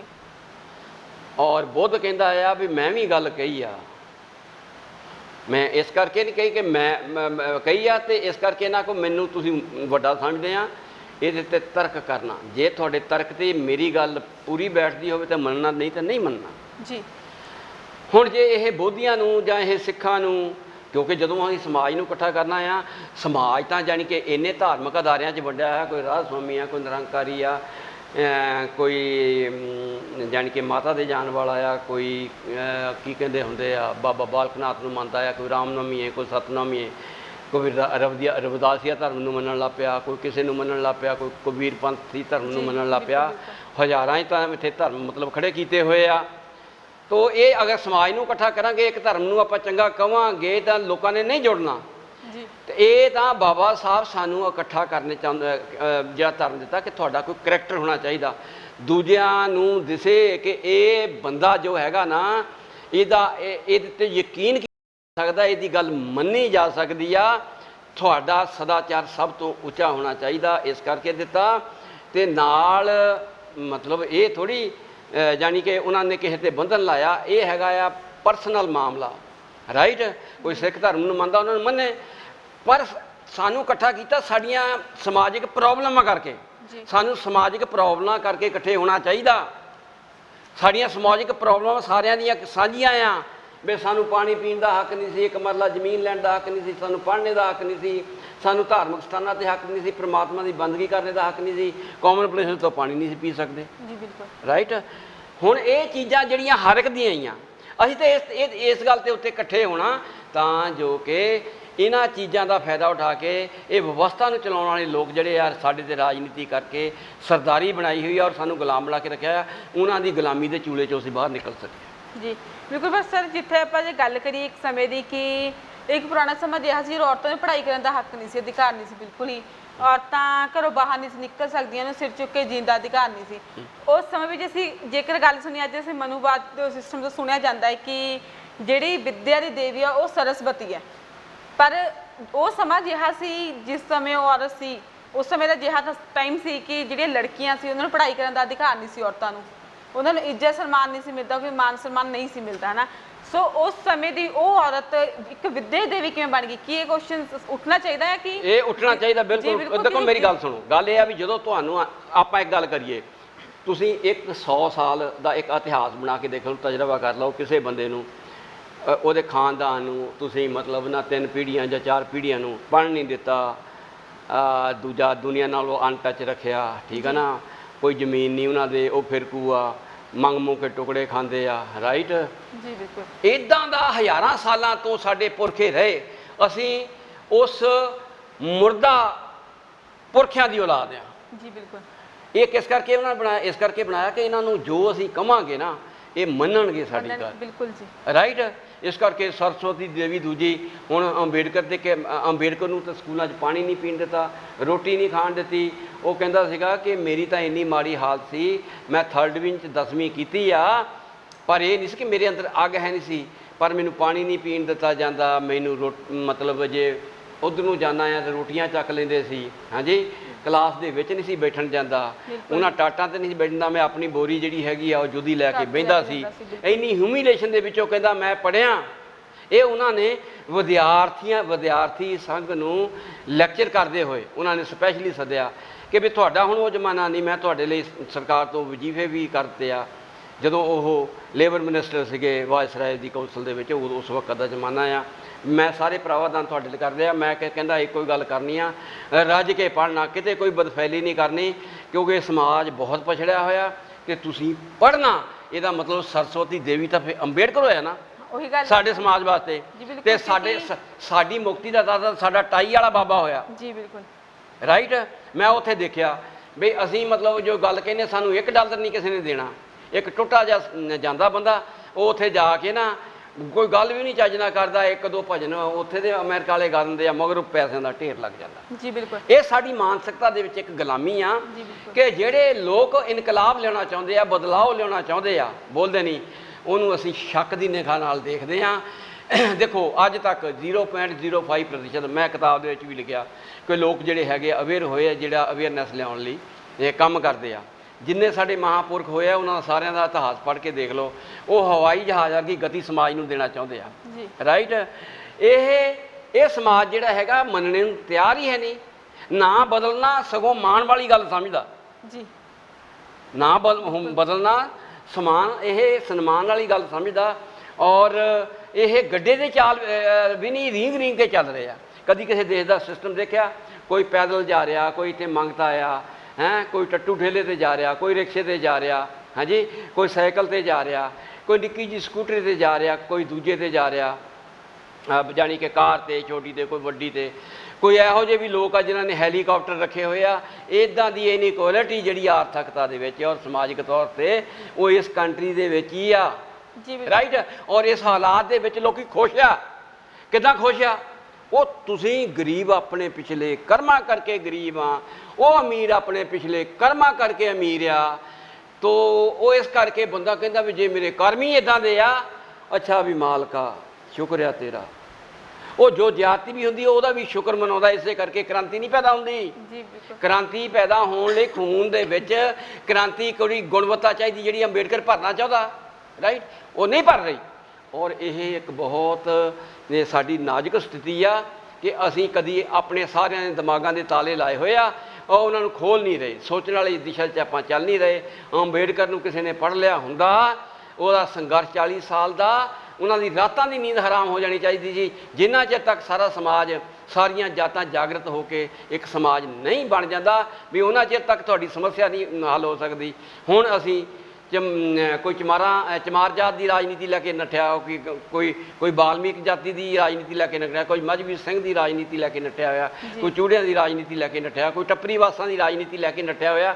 ਜਦੋਂ ਰਾਜਨੀਤੀ ਅਸੀਂ ਆਪਣੀਆਂ ਜਾਤਾਂ ਦੇ ਉੱਤੇ ਕਰ ਰਹੇ ਹਾਂ, ਵਿੱਚ ਲੀਡਰ ਜਿਹੜੇ ਚਮਚੇ ਜਿਹੇ ਆ ਉਹ ਪੈਦਾ ਕਰਕੇ, ਤੇ ਅਸੀਂ ਬੇੜਾ ਗਰ ਕੀਤਾ ਹੋਇਆ ਔਰ ਉਹਨਾਂ ਨੇ ਜਾਤਾਂ ਨੂੰ ਮੇਨਟੇਨ ਕੀਤਾ ਹੋਇਆ। ਜੀ ਬਿਲਕੁਲ ਸਰ। ਜੇਕਰ ਦੇਖੀਏ ਕਿ ਬਾਬਾ ਸਾਹਿਬ ਨੇ ਜਿਹੜਾ ਸੰਵਿਧਾਨ ਲਿਖਿਆ, ਜਿਹੜੀ ਆਪਾਂ ਅੱਜ ਦੀ ਨੌਜਵਾਨ ਪੀੜ੍ਹੀ ਦੀ ਗੱਲ ਕਰੀਏ ਤਾਂ ਜਿਹੜੇ ਲੜਕੇ ਲੜਕੀਆਂ ਨੇ ਉਹਨਾਂ ਨੇ ਇੰਨੀ ਜ਼ਿਆਦਾ ਸਟੱਡੀ ਕਰ ਚੁੱਕੇ ਨੇ, ਉਹ BA MA MA ਤੱਕ ਕਰੀ ਬੈਠੇ ਨੇ, ਪਰ ਉਹਨਾਂ ਨੂੰ ਇਹ ਨਹੀਂ ਪਤਾ ਕਿ ਸੰਵਿਧਾਨ ਕੀ ਹੈ, ਸੰਵਿਧਾਨ ਕਿਸ ਨੇ ਲਿਖਿਆ ਜਾਂ ਸੰਵਿਧਾਨ ਦੇ ਵਿੱਚ ਕੀ ਲਿਖਿਆ ਹੋਇਆ। ਪਰ ਅਸੀਂ ਇੱਕ ਗੱਲ ਦੇਖਦੇ ਹਾਂ ਕਿ ਜੇਕਰ ਗੱਲ ਕਰੀਏ ਅਸੀਂ ਨੌਜਵਾਨ ਲੜਕੀਆਂ ਦੀ, ਤਾਂ ਉਹ ਲੜਕੀਆਂ ਜੇਕਰ ਦੇਖੀਏ ਕੋਈ ਸੋਮਵਾਰ ਦਾ ਵਰਤ ਰੱਖਦੀ ਹੈ, ਕੋਈ ਬੁੱਧਵਾਰ ਦਾ, ਕੋਈ ਕਰਵਾ ਚੌਥ ਦਾ, ਕੋਈ ਝੱਕਰੀਆਂ ਦਾ, ਕੁਛ ਇੱਦਾਂ ਦੇ ਕੁਛ ਵਰਤ ਚੱਲਦੇ ਨੇ। ਜਿਹੜੀਆਂ ਲੜਕੀਆਂ ਪੜ੍ਹੀਆਂ ਲਿਖੀਆਂ ਹੋਈਆਂ ਹੋ ਕੇ ਵੀ ਇਹਨੇ ਅੰਧ ਵਿਸ਼ਵਾਸ ਦੇ ਵਿੱਚ ਪਈਆਂ ਹੋਈਆਂ ਨੇ, ਤਾਂ ਅਸੀਂ ਕਿਸ ਤਰ੍ਹਾਂ ਕਹਿ ਸਕਦੇ ਕਿ ਸਾਡਾ ਸਮਾਜ ਜਿਹੜਾ ਅੱਗੇ ਡਿਵੈਲਪਮੈਂਟ ਹੋਏਗਾ? ਦੇਖੋ, ਇੱਕ ਗੱਲ ਨੂੰ ਸਮਝਣਾ ਬਹੁਤ ਜ਼ਰੂਰੀ ਆ। ਅੰਬੇਡਕਰ ਨੂੰ ਸਦਾ ਹੀ ਤੁਹਾਨੂੰ ਮੋਹਰੇ ਰੱਖਣਾ ਪਊਗਾ। ਜੋ ਉਹਨੇ ਹਦਾਇਤਾਂ ਦਿੱਤੀਆਂ ਜੀ, ਉਹਨਾਂ ਨੇ ਇਹੋ ਜਿਹੇ ਜਿਹੜੇ ਆ ਵਰਤ ਵੀ ਰੱਖ ਰਹੇ ਆ। ਹਾਂਜੀ, ਪਤਾ ਨਹੀਂ ਕੀ ਉਹ ਜੋ ਬ੍ਰਾਹਮਿਕਲ ਸਿਸਟਮ ਨੇ ਸਾਡੀ ਸੰਸਕ੍ਰਿਤੀ ਬਣਾਈ ਆ ਉਹਨੂੰ ਉਹ ਮਾਨਤਾ ਦੇ ਰਹੇ ਆ। ਇਹਦਾ ਮਤਲਬ ਅੱਜ ਜਿਸ ਸਟੇਜ ਤੇ ਅਸੀਂ ਬੈਠੇ ਆ, ਇਹਦਾ ਸਾਰੇ ਪਲ ਅਤੀਤ ਦੇ ਨਾਲ ਕਨੈਕਟਡ ਆ ਜੀ। ਹਰ ਪਰਿਵਾਰ ਦੇ, ਹਰ ਬੰਦੇ ਦੇ ਅਤੀਤ ਨਾਲ ਕਨੈਕਟਡ ਆ। ਅਸੀਂ ਬਾਹਰ ਜਾਵਾਂਗੇ, ਟੈਲੀਵਿਜ਼ਨ ਤੇ ਜਾਵਾਂਗੇ, ਇਹੋ ਜਿਹੇ ਰਸਮਾਂ ਰਿਵਾਜ ਆਉਂਦੇ ਆ, ਅਸੀਂ ਕਦੀ ਸੋਚਦੇ ਨਹੀਂ ਵੀ ਇਹਦਾ ਸਾਡੇ 'ਚ ਹਿੱਤ ਕੀ ਆ, ਸਾਡਾ ਹਿੱਤ ਕੀ ਆ ਜੀ। ਬਿਲਕੁਲ ਰਾਈਟ। ਹੁਣ ਬਾਬਾ ਸਾਹਿਬ ਕਹਿੰਦੇ ਕਿ ਪ੍ਰੈਜੈਂਟ 'ਚ ਰਹੋ।